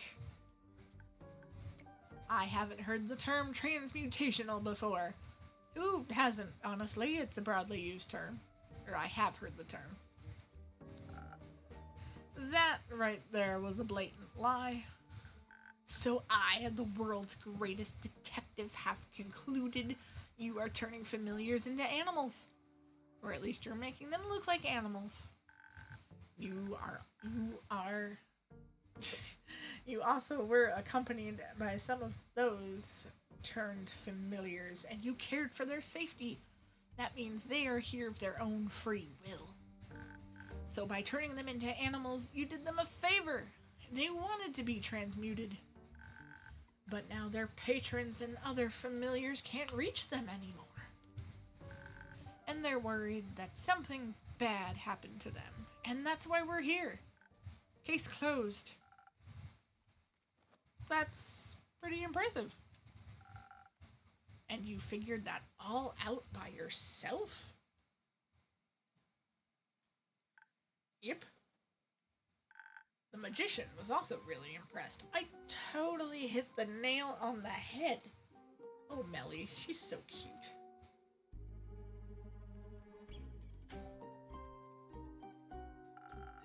I explained again that we were just there to investigate, but that it was also necessary for the familiars and their friends and families to talk to each other. The remaining familiars wanted an explanation, as well as their former mages. The wizard already felt guilty for doing something behind their backs, of course. Turns out the familiars were unhappy in their dragon-like bodies and much preferred feeling like real animals. But they were afraid of telling their patrons and familiar friends, so none of their remaining acquaintances knew what had happened. Of course, they expected the worst. Why else would your friends just leave you alone and disappear without a trace? Yeah. But obviously, none of them wanted to continue like that, so we helped set up a meeting for them to talk it out. And they did! All the magicians were very understanding, if a little sad to lose their connections. The other familiars also welcomed them with open arms, even though they were a little confused at first. They needed a while to understand why their friends wanted to be animals. But I think they got it eventually. So, all in all, sounds like a very successful quest. Absolutely. I'm just glad you got to uncover the truth. Me too. The magician even decided to give us something in return for helping him. Neither of us have any use for it, so we wanted you to have it. Don't say that. It makes it sound like it's a bad gift, and it's not. What is it then? It's a ring of beast storing, with a lost familiar inside of it. He found it a long while ago, but its patron never showed up. We named it Renew. Melina can't take care of it, and I have my sheepfish Rufus. You have Andu, so you already know what it's like to take care of a mini dragon. Oh, I absolutely do. He might enjoy some company. So thank you two very much.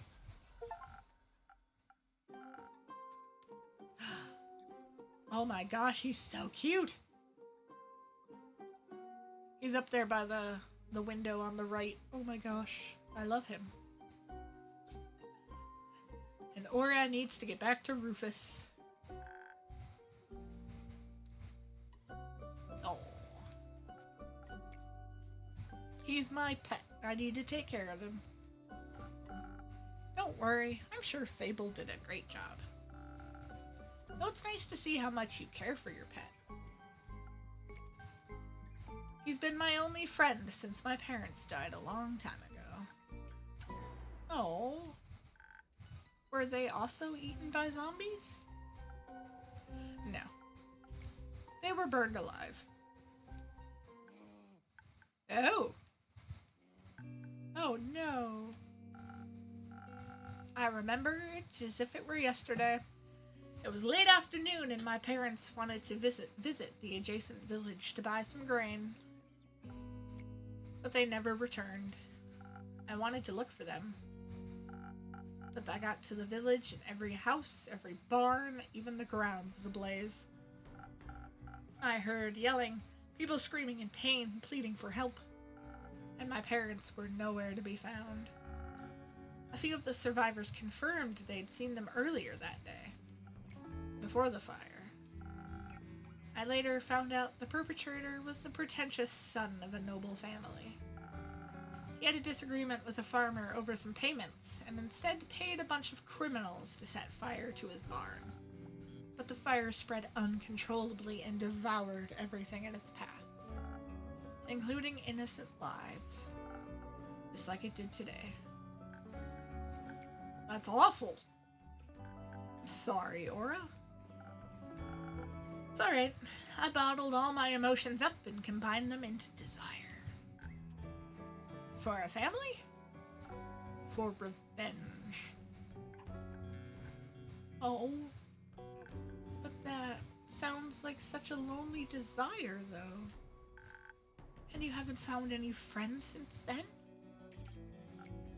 No, the people in the Thieves Guild helped me survive, but they weren't particularly keen on friendship.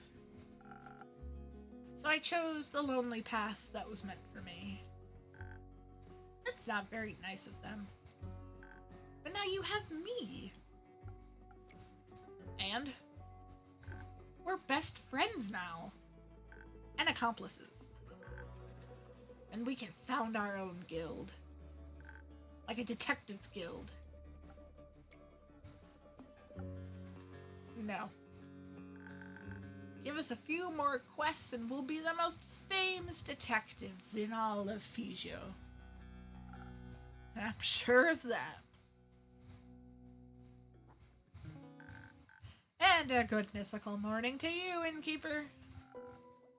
This time it's actually still morning. But that doesn't mean it isn't also morning somewhere else in the world. Yeah, of course not. That's a really cute hat you're wearing. Thanks. Can I try it on sometime? Only if you tell me your name. A fellow master of bribery, I see. But there's nothing more you could possibly teach me. A world-class detective like me doesn't need extra lessons on bribery. So you're a detective? Yes. The best detective in all of Asia, may I add.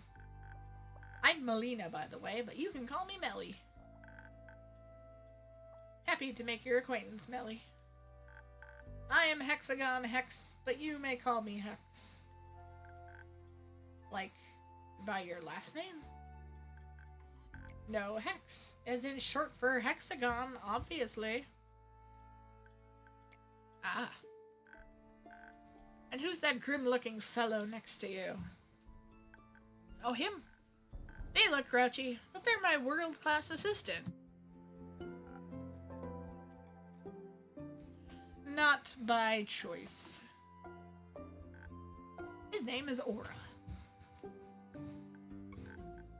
I'm sure it is, yes. Nice to meet you, Aura.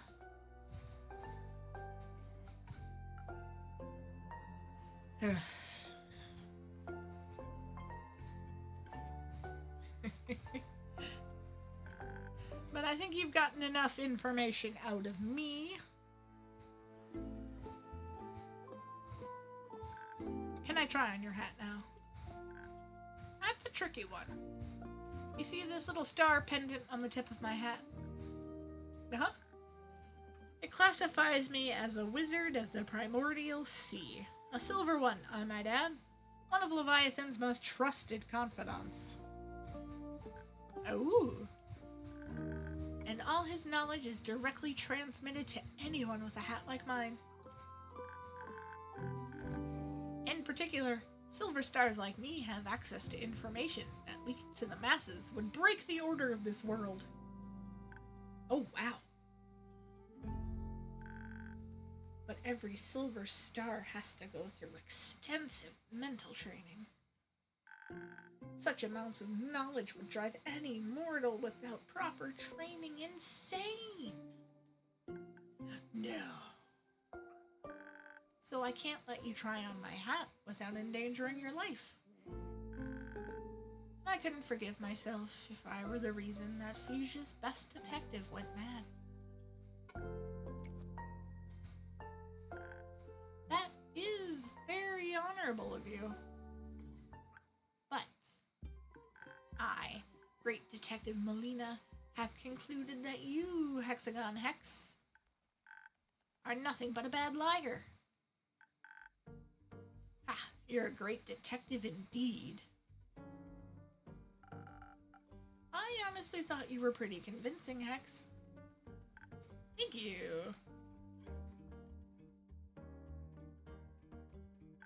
Wait, did you actually believe him?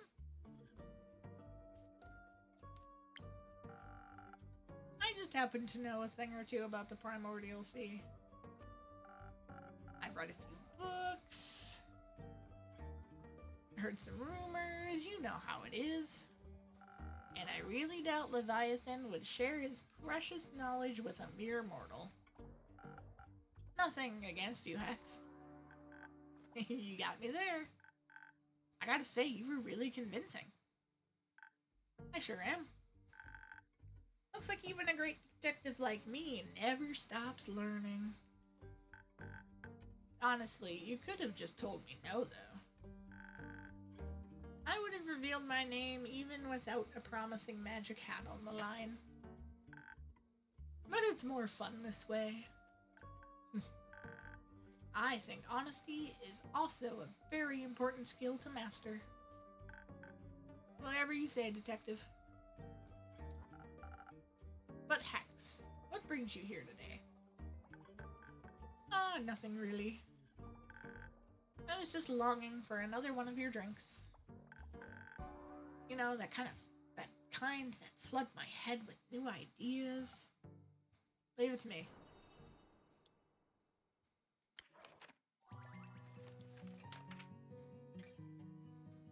Ooh, let's make this one.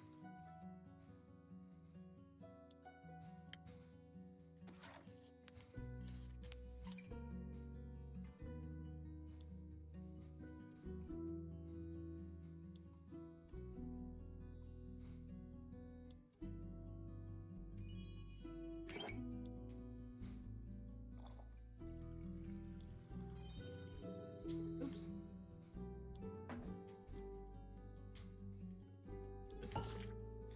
I was not watching what I was doing. I only need one tick of intelligence here.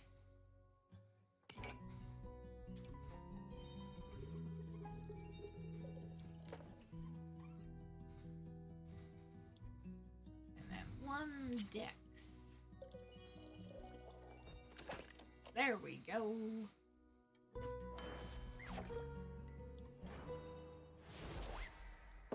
Oh my gosh, I love that glass. Let's see. Oh, I can already feel it. All the ideas, they're just manifesting in my brain. Honestly, I don't know if that's a good thing or a bad thing. I guess we'll have to find out. Oh, can you maybe show me a magic trick?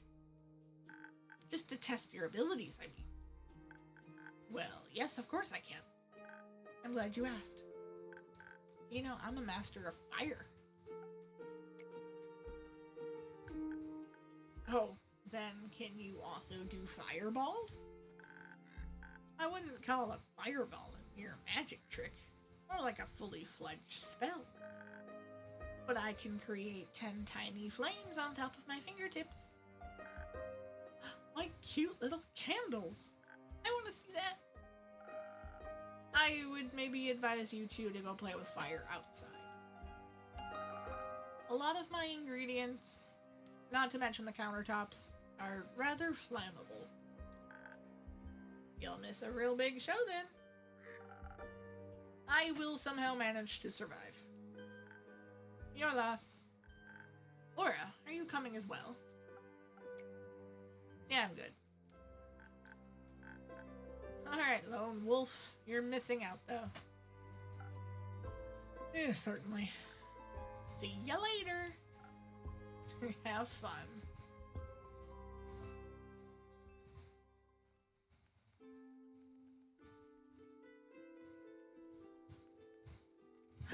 Carolyn. Innkeep. Lynn. This quest up for taking? Sure is. Why else would it be hanging on the quest board? Who asked you, thief? Are you going all by yourself? Of course. I don't do groups. But it could be quite dangerous. Diria seems like a hot spot for danger at the moment. Do you want to come with me or not? If so, spit it out, kid. No. Fine. There's nothing this great sword can't cleave through by itself. Won't need much help. Cool. They always like that, Mankeep. Yeah. Thanks. There's just not much to talk about. Gotcha. You know what they say, actions speak louder than words. Right. But I suspect you don't like to be perceived, so I'll pretend like yours don't tell me anything. Can you stop psychoanalyzing me? Yes. No. Great. Not like you're right with any of your assumptions. You could always enlighten us.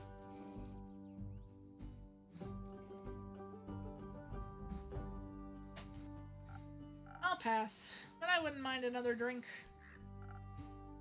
Same as always. Something, something for my aura.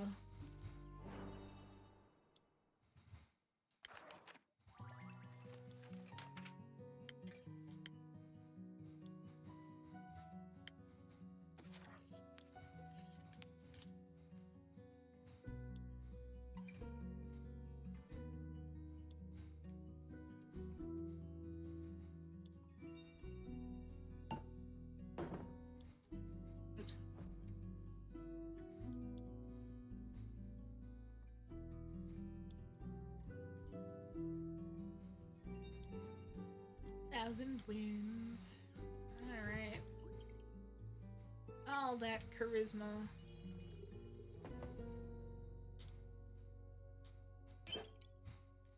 And I mean, if he's gonna match wits with Carolyn. Alright. And to finish that drink. Thanks. Oh, that's good. Enough. Ah, splendid. Alright, moving on. What about you, Lynn? I'd like to know more about the chasmscape that's the path to Diria. I mean, I haven't been there yet. Me neither, actually. Really? Do you think I never leave this tavern?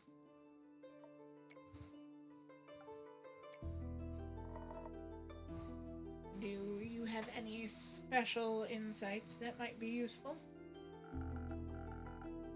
Not so much about the situation itself, but some bits and bobs I've picked up over the last few days. Alright, enlighten me. As you might have read, travel to Diria has become quite a bit of a hazard. Collapsing bridges, disappearing animals, nervous diplomats. Sounds like a haven for bandits. Among other things. Either way, I'll get that blue blood to Diria. Of course, how about a drink to aid with the undertaking? I thought you'd never ask. Any wishes? Could go either way. Depends on what's truly going down. Timing might be important. Being swift and smart about it. Evasion, that's what you call it. I have a good infusion for that. The feather of a golden loon. A what? A rare waterfowl. Legend has it, the wind still resides in its feathers, which is why they lend you its speed. Suppose it'd be great for evasion if you added something for the brains to it. No, I'll be dealing with a diplomat, so a little additional charisma to get me on his good side won't hurt either. Definitely doable. Alternatively, to be prepped for every possible situation, something to up my defenses wouldn't be too bad. How do you feel about traveling under the blessing of the dragons?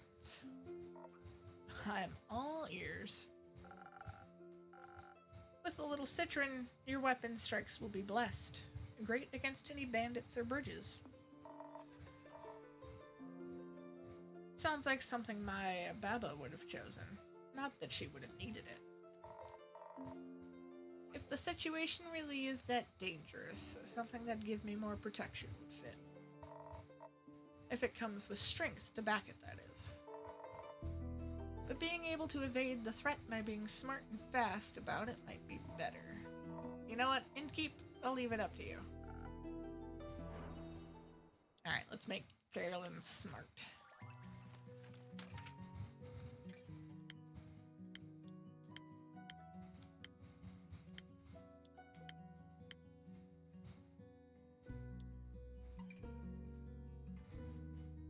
Smart, charismatic, and golden feather.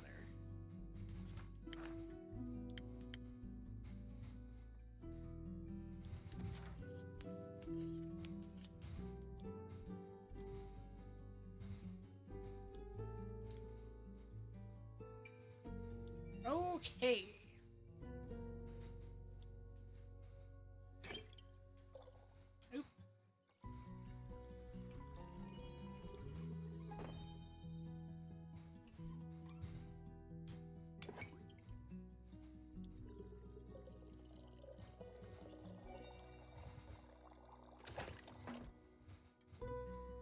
Oh, I guess that is a sunny breeze, huh?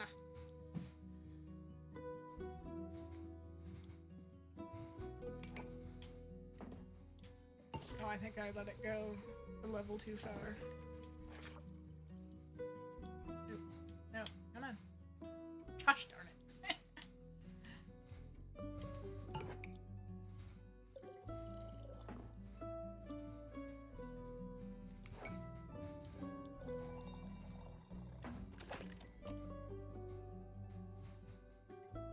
Well, what do you mean? It doesn't fit. Alright. Well, I guess Andu gets a...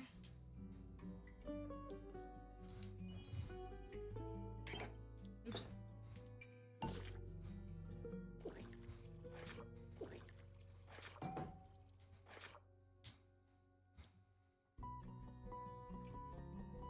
That's the golden feather.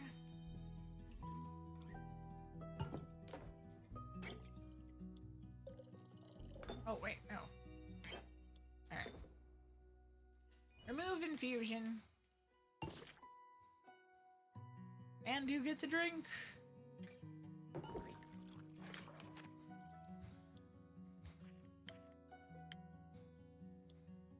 Yeah. Oh. I know what I did wrong. Okay. So. Alright, you... Alright.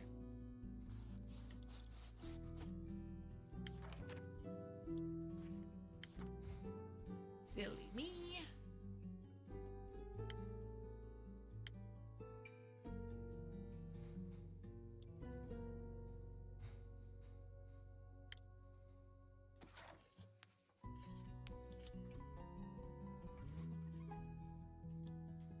Come on.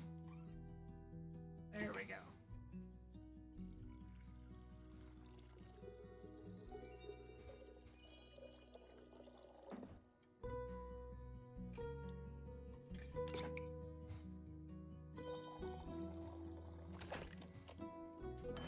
Alright, there we go. Peaks Sunrise.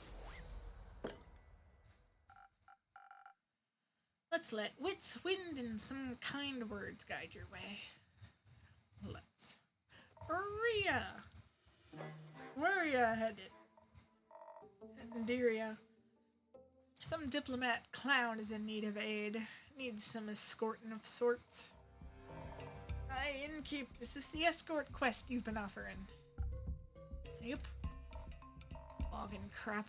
I've been meaning to take that one to earn a little bit of coin on the side. Well, I've already committed to it. And what if I tell ye I want the quest? Well, you ain't getting it. Simple. Could ye stop me? Do you want to try? I'd love you to. Come on now, just go together. Who asked ye? Exactly. Your conversation is giving me a headache. The solution is as easy as it is efficient. Go together. One takes on big bads, the other the small ones. Either way, you're prepared for a fight. If it comes to it. Listen, I'm looking to buy some materials for an important project. Material costs exploded ever since the stars fell. I wouldn't mind a side gig. You look sturdy, like you could take a few blows. Oh, sure. Let's do it. Let's meet tonight at the crossroad to Themis. We'll leave from there. Great. I'll head to my room to start packing. And to take a nap. Those are effective after all, huh? Oh, shush.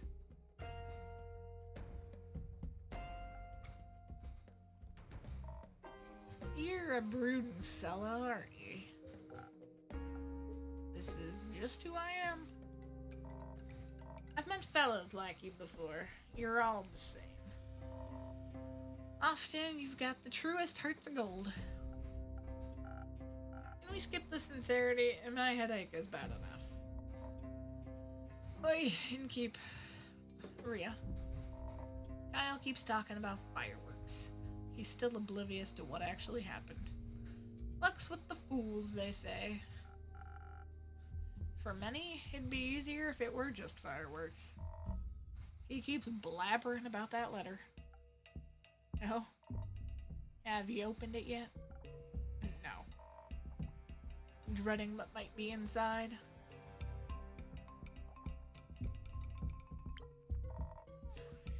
Oh. Or you could just stop asking. Asking about what? Absolutely nothing. Of course not. I didn't mean to pry or anything. Even though I'm just very curious by nature. Good for you? I would agree. That and wanderlust is the reason why I decided to come here. To the tavern, to zing, to adventure. Woo-hoo. Thank you. I've come to inquire whether someone has already embarked on the quest to escort my dear friend Indiria. Very much so. She's sitting right here. Where? Oh, how rude of me. Of course, hello, brave adventurer. Rhea's enough. Hello, brave Rhea. You are the one who's going to escort my dear friend. Along with Lynn. That one. Oh, Carolyn. Phenomenal. I'm beyond thrilled to learn that my dear friend is going to be in such capable hands. Though I've been wondering. Come on, spit it out. Could I perhaps join? It's totally alright if it's not, but this diplomat is very dear to me, and it feels like my duty to aid him. Can you even fight? Well, I can talk. Very well, in fact. I can fight with my words. The wolf to hate it. So, sure thing. Come along, lad. I'll show you some tricks. We leave at midnight. Really? How exciting! Come on, let's go. Oh, how the turntables! Me going on a very dangerous and important quest instead of merely reading about it. Seems like you're on the right path for your hero's journey. Indeed, all the stories I'll have to tell when I return, Innkeeper. Can't wait. Farewell. See you soon. Goodbye. See you soon. I hope their quest goes well and they don't run into anything unexpected.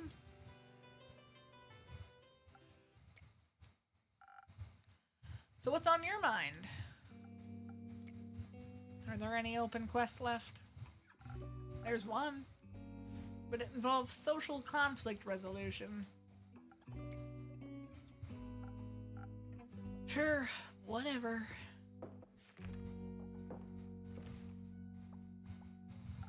I'm taking this. Isn't it a bit too soon to go on another quest? You just got back. At least have a long rest, replenish some resources. Yeah, get all your hit points back, man.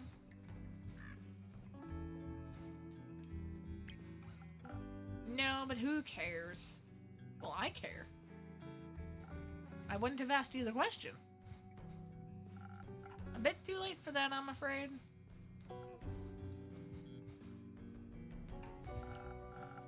I already paid you with a story today, so get me one of those quest drinks.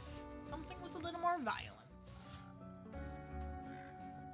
I don't think I'll be doing that. Fable! Hi, Innkeeper. Hi, Fable. Hi, Mal. Hi. Yeah, never mind. Would you like a drink? Actually, I'm here for a quest. Archie told me there was still one left, and I wanted to ask if I could take it. Good question, Fable.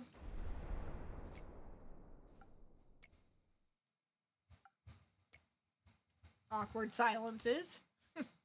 I see it's on me to answer it. Aura is thinking about accepting the quest. Who's Aura? John.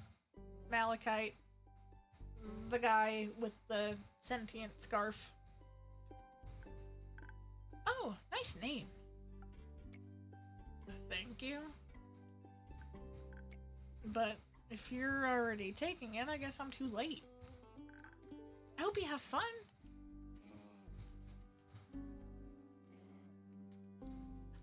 Why don't you two go together? Together? Is that allowed? Of course, teamwork is the adventuring world's bread and butter. Most heroic deeds aren't done alone. Life would be really lonely that way. It would be, yes. So you should go on this quest together. Combine your individual strengths to solve any problem better than you could have ever done. And you would get to know each other better in the process. It's a win-win. Aura, what do you think? Would you be okay with that? I guess. Would you? I think so. It sounds fun. Cool. It's settled then. You'll go together. If I can ask, what exactly is the quest about? Archie only mentioned that there was one.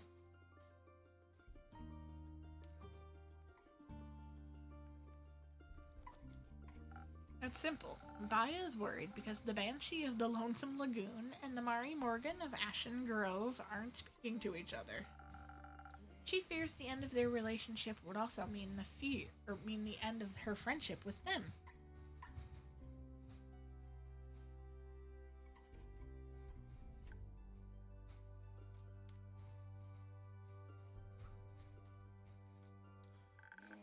Baya is friends with the Mari Morgan? Best friends. Ah, so we need to talk to the Mari Morgan? And the Banshee. What an opportunity.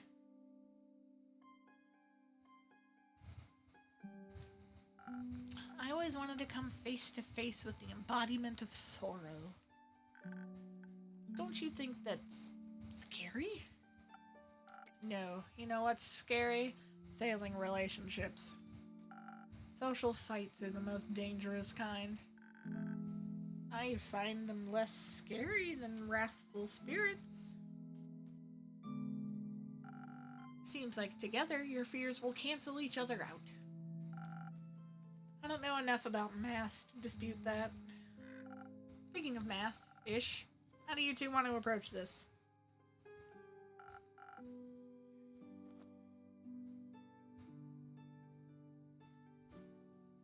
That's not an easy task, so we must be smart about it.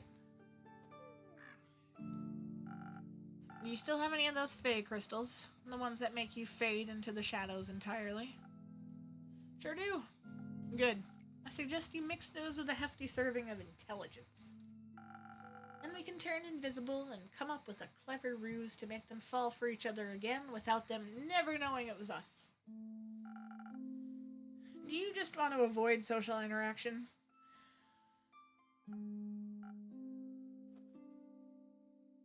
Maybe. Or maybe I just enjoyed the whole clever detective thing last time. Maybe. Fair enough. I don't know. I feel like they should talk about their feelings. What if their feelings are that they never want to talk to each other again? Then they should talk about that too. That's not the point of the quest. I think it is. We should face the problem head on instead of trying to find a way to avoid it. So maybe for this one, a charismatic approach would be a better choice. Maybe, Innkeeper, Clay mentioned you have Thunder Sage? That would help us inspire other people, right? Correct. I'll admit it works a little differently for everyone, but I have no doubt you'll figure it out. Speaking of Clay, he wanted me to tell you that he and Tia will make it back in time for the barbecue. Really, that's amazing. Aura, you should come too. We're having a barbecue at the Ashen Grove Elf Settlement on the 31st. It'll be great fun, I think. I don't think so. Oh, okay. I have to get back to Rufus at some point. He'll need his wool cut. Speaking of Rufus, if you're here, Fable, where's the sheepfish? Melina picked him up. She said she'd bring him home so he has less time to spend alone. Oh, great. Was that wrong? I told her exactly what kind of food to give him in case he gets hungry while they wait for you. No, it's fine. He likes her. They're a good match. Anyway, we should hurry so you don't miss your barbecue. You're right, Innkeeper. Can you help us pick the right approach? Either invisible and intelligent, or charismatic and inspiring.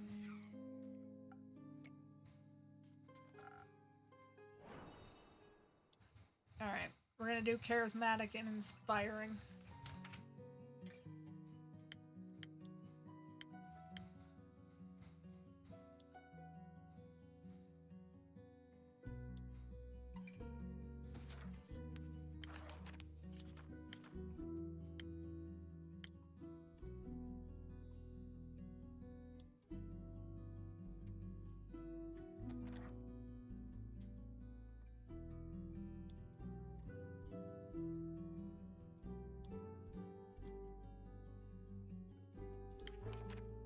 Another charismatic drink.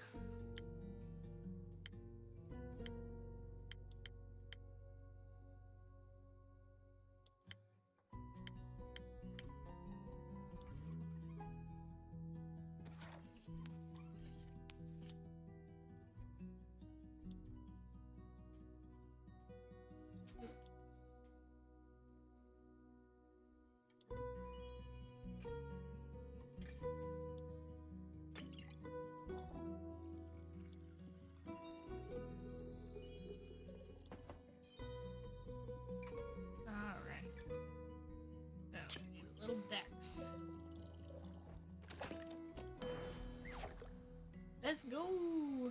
Oh no.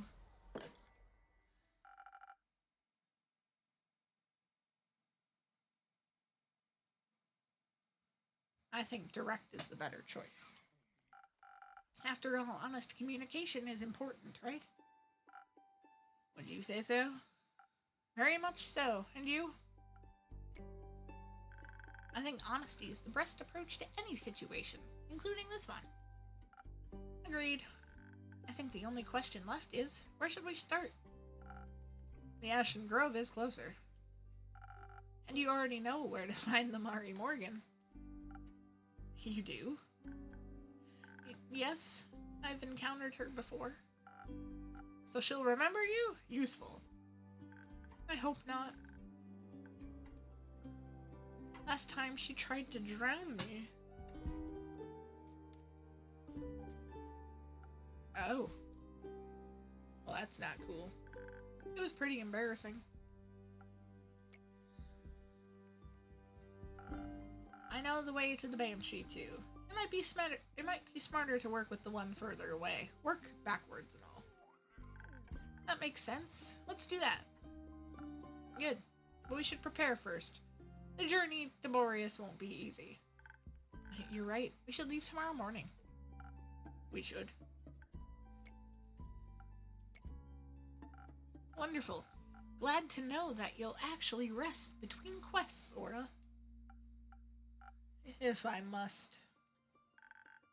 You went on a quest with Melly, right? How was it? Fine. Reminded me of my parents. Are they well? They're dead. Ah. Burned to death. I'm so sorry. That's horrible.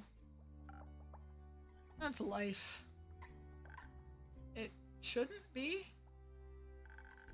How old were you when you lost them? 7. Oh wow. That must have been really scary. It was. Fine. Doesn't sound fine. When I was 7, I ran into a vine-spiked boar when searching for friendly rocks. It chased me through the forest for almost an entire hour. First I thought I was gonna die, and then I was sure I was never gonna step foot outside again. When they found me crying, my family hugged me so tightly they dried up all my tears. And when I sat in my room frozen in fear, we danced and played board games until I forgot I was even scared. I can't imagine not having that. I can. It was... Please don't say fine. Scary. Really scary. I waited at home by myself for 2 whole days. I thought the shadows were gonna eat me at some point. And when I finally was brave enough to leave, it was too late. You know it wasn't your fault, right? I know I never want to feel that scared again. But it's fine, because I fixed it. Wait, fixed it? How? By taking revenge on the who caused their death. A seemingly popular approach these days. Did that make you feel any better? Yeah, sure. It was just a natural part of my journey. Following the path of darkness, it's my destiny. Misery is nobody's destiny. She's right. You shouldn't confine yourself to sadness just because it's what you're used to. Besides, the innkeeper always says you can choose your own destiny.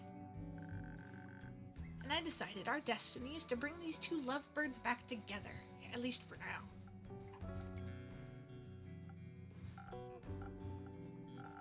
I think I need to go prepare for our treacherous journey ahead. Yes, you should let Melina know you're leaving. She'll be worried senseless otherwise. Let her know you'll be back. I might not be. Don't be like your parents. Whatever. Time to go.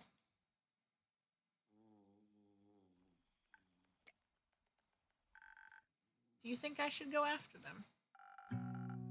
I think sometimes we need a bit of time to feel our feelings by ourselves before we feel comfortable enough feeling them in front of other people. That's a no, right? Give him a moment.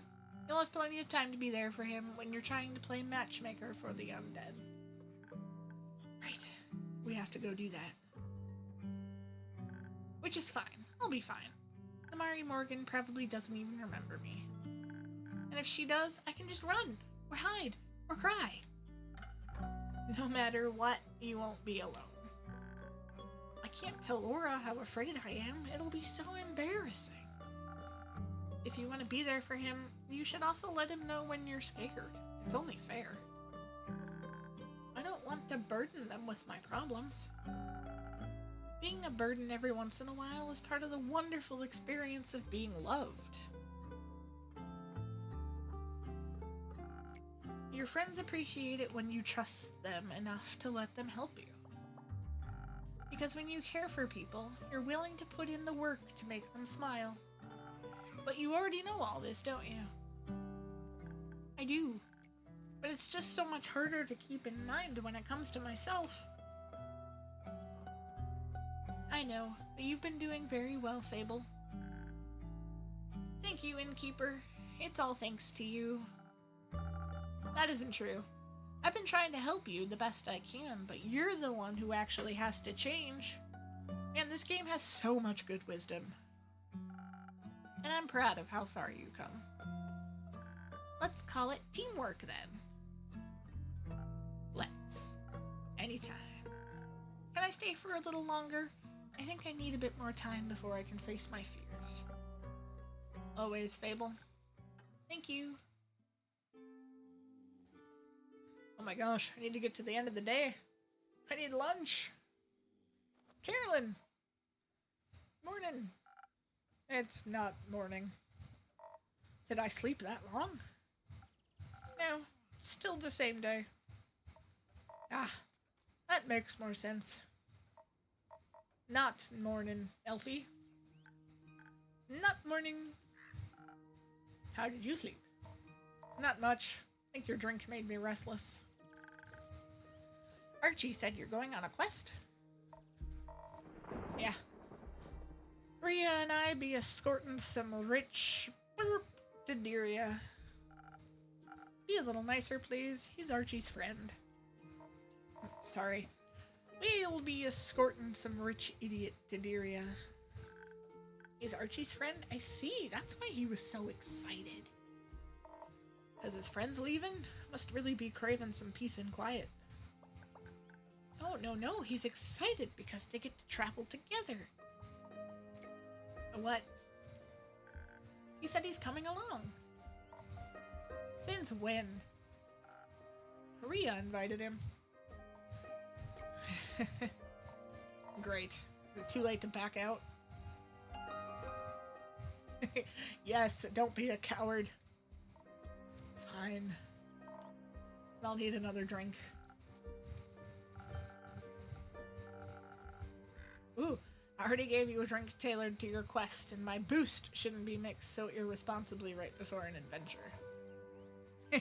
Yes, you are supposed to deal with this headache all by yourself.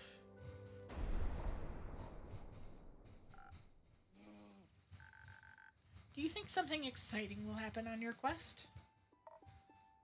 We'll see. I've got a good feeling about it.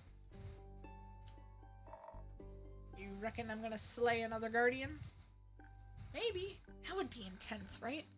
What kind would you fight this time? Not sure. Feel like I already met the one I was looking for. What could be a greater fight than slaying a wyvern chimera?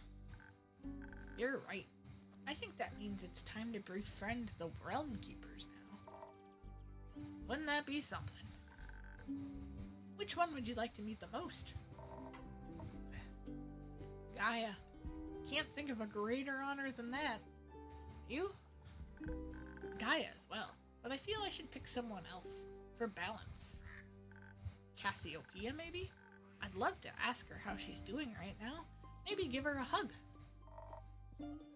You'd be the type to give a dragon a hug. What does that mean? That you're very lovely, I think. Something like that. So, fellow dragon enjoyer, who'd you pick? No repeats. Yeah. The first dragon. There's just something fascinating about trying to understand the incomprehensible. They say their domain is covered in the roots of the Aether Tree. Laying eyes upon them supposedly reveals unspoken truths of the universe. Wonder what that'd do to you. Something fun, I'm sure. But I suspect your quest will have its merits, even if you don't meet any of the Realm Keepers. That's true. I bet you and Rhea will have a lot to talk about, and you can teach Archie more about adventuring. Alright, I'm about to have an ad start, and this isn't going to end anytime soon. So I'm going to pause and just let it go.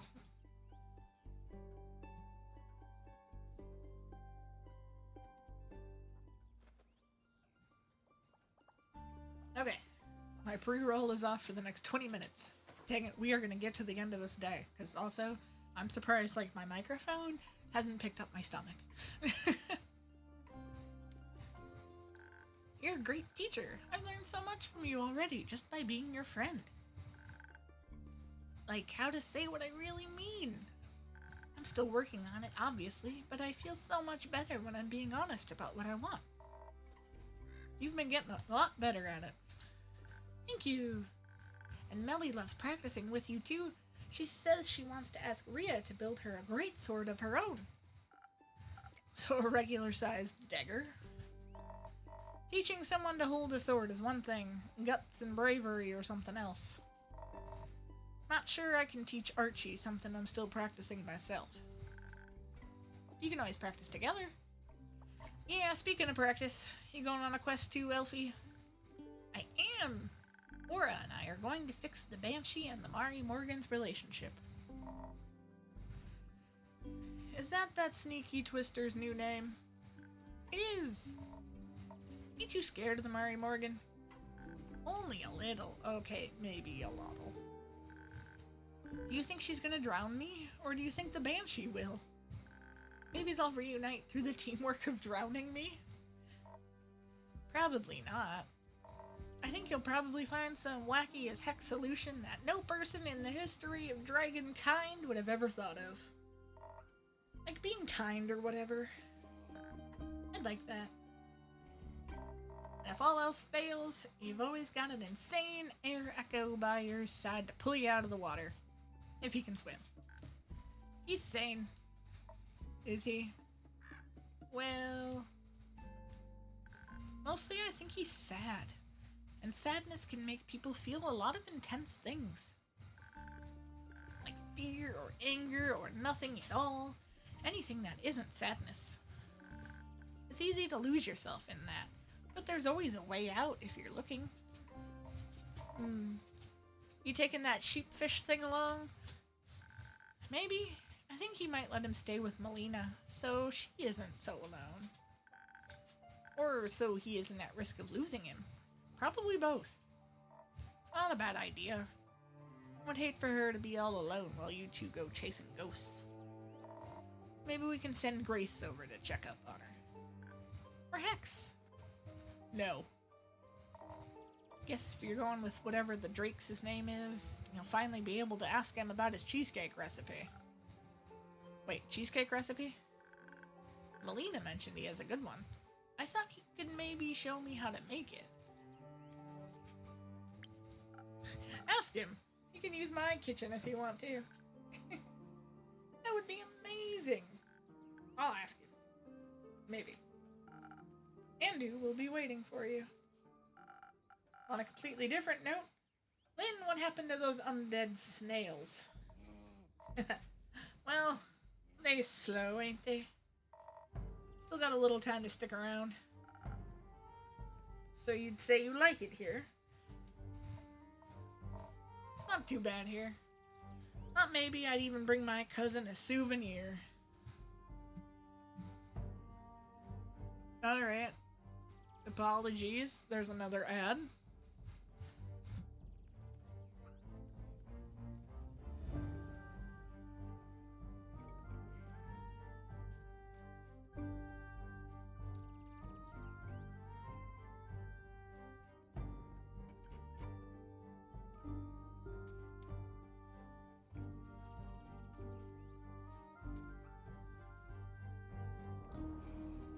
Weird. Okay. Hands off my trinkets. I ain't that air echo. I'll get her something from the market or the elf settlement. And maybe I'll bring something back from... bring you something back from her farm, Elfie. You mentioned you'd like to try planting some ghost berries. Either way, I'll stop by sooner or later. Don't want to risk her turning into a werewolf and moving house.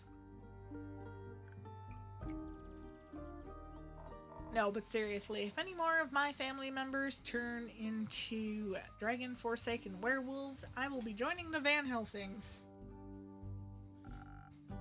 Still don't know if they kill werewolves. Don't care. You think I could come with you when you go, I mean? I could gather the ghost berries myself, and I know a lot about snails. You should. You've got away with her family members.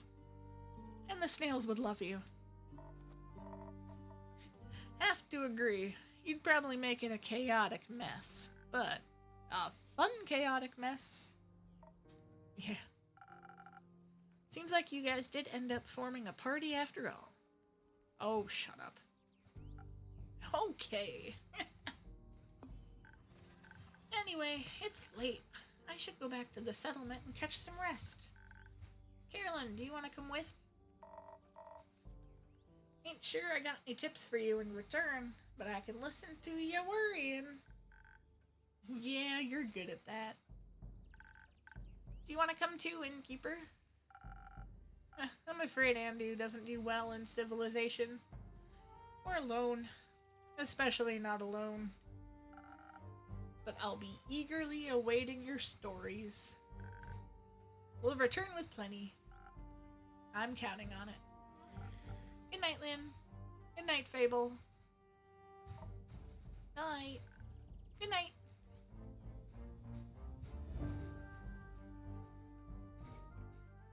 Oh man, and good night, Twitch. That's where we're gonna end it for the day. I am hopefully going to be back on Friday with another part of Until Then. But we will see, because I have to wake up absurdly early and get my child and my husband in the car and take him to the airport, because he gets to go to Missouri for 2 weeks of army stuff. So, yay. But we'll catch you guys next time. Bye-bye.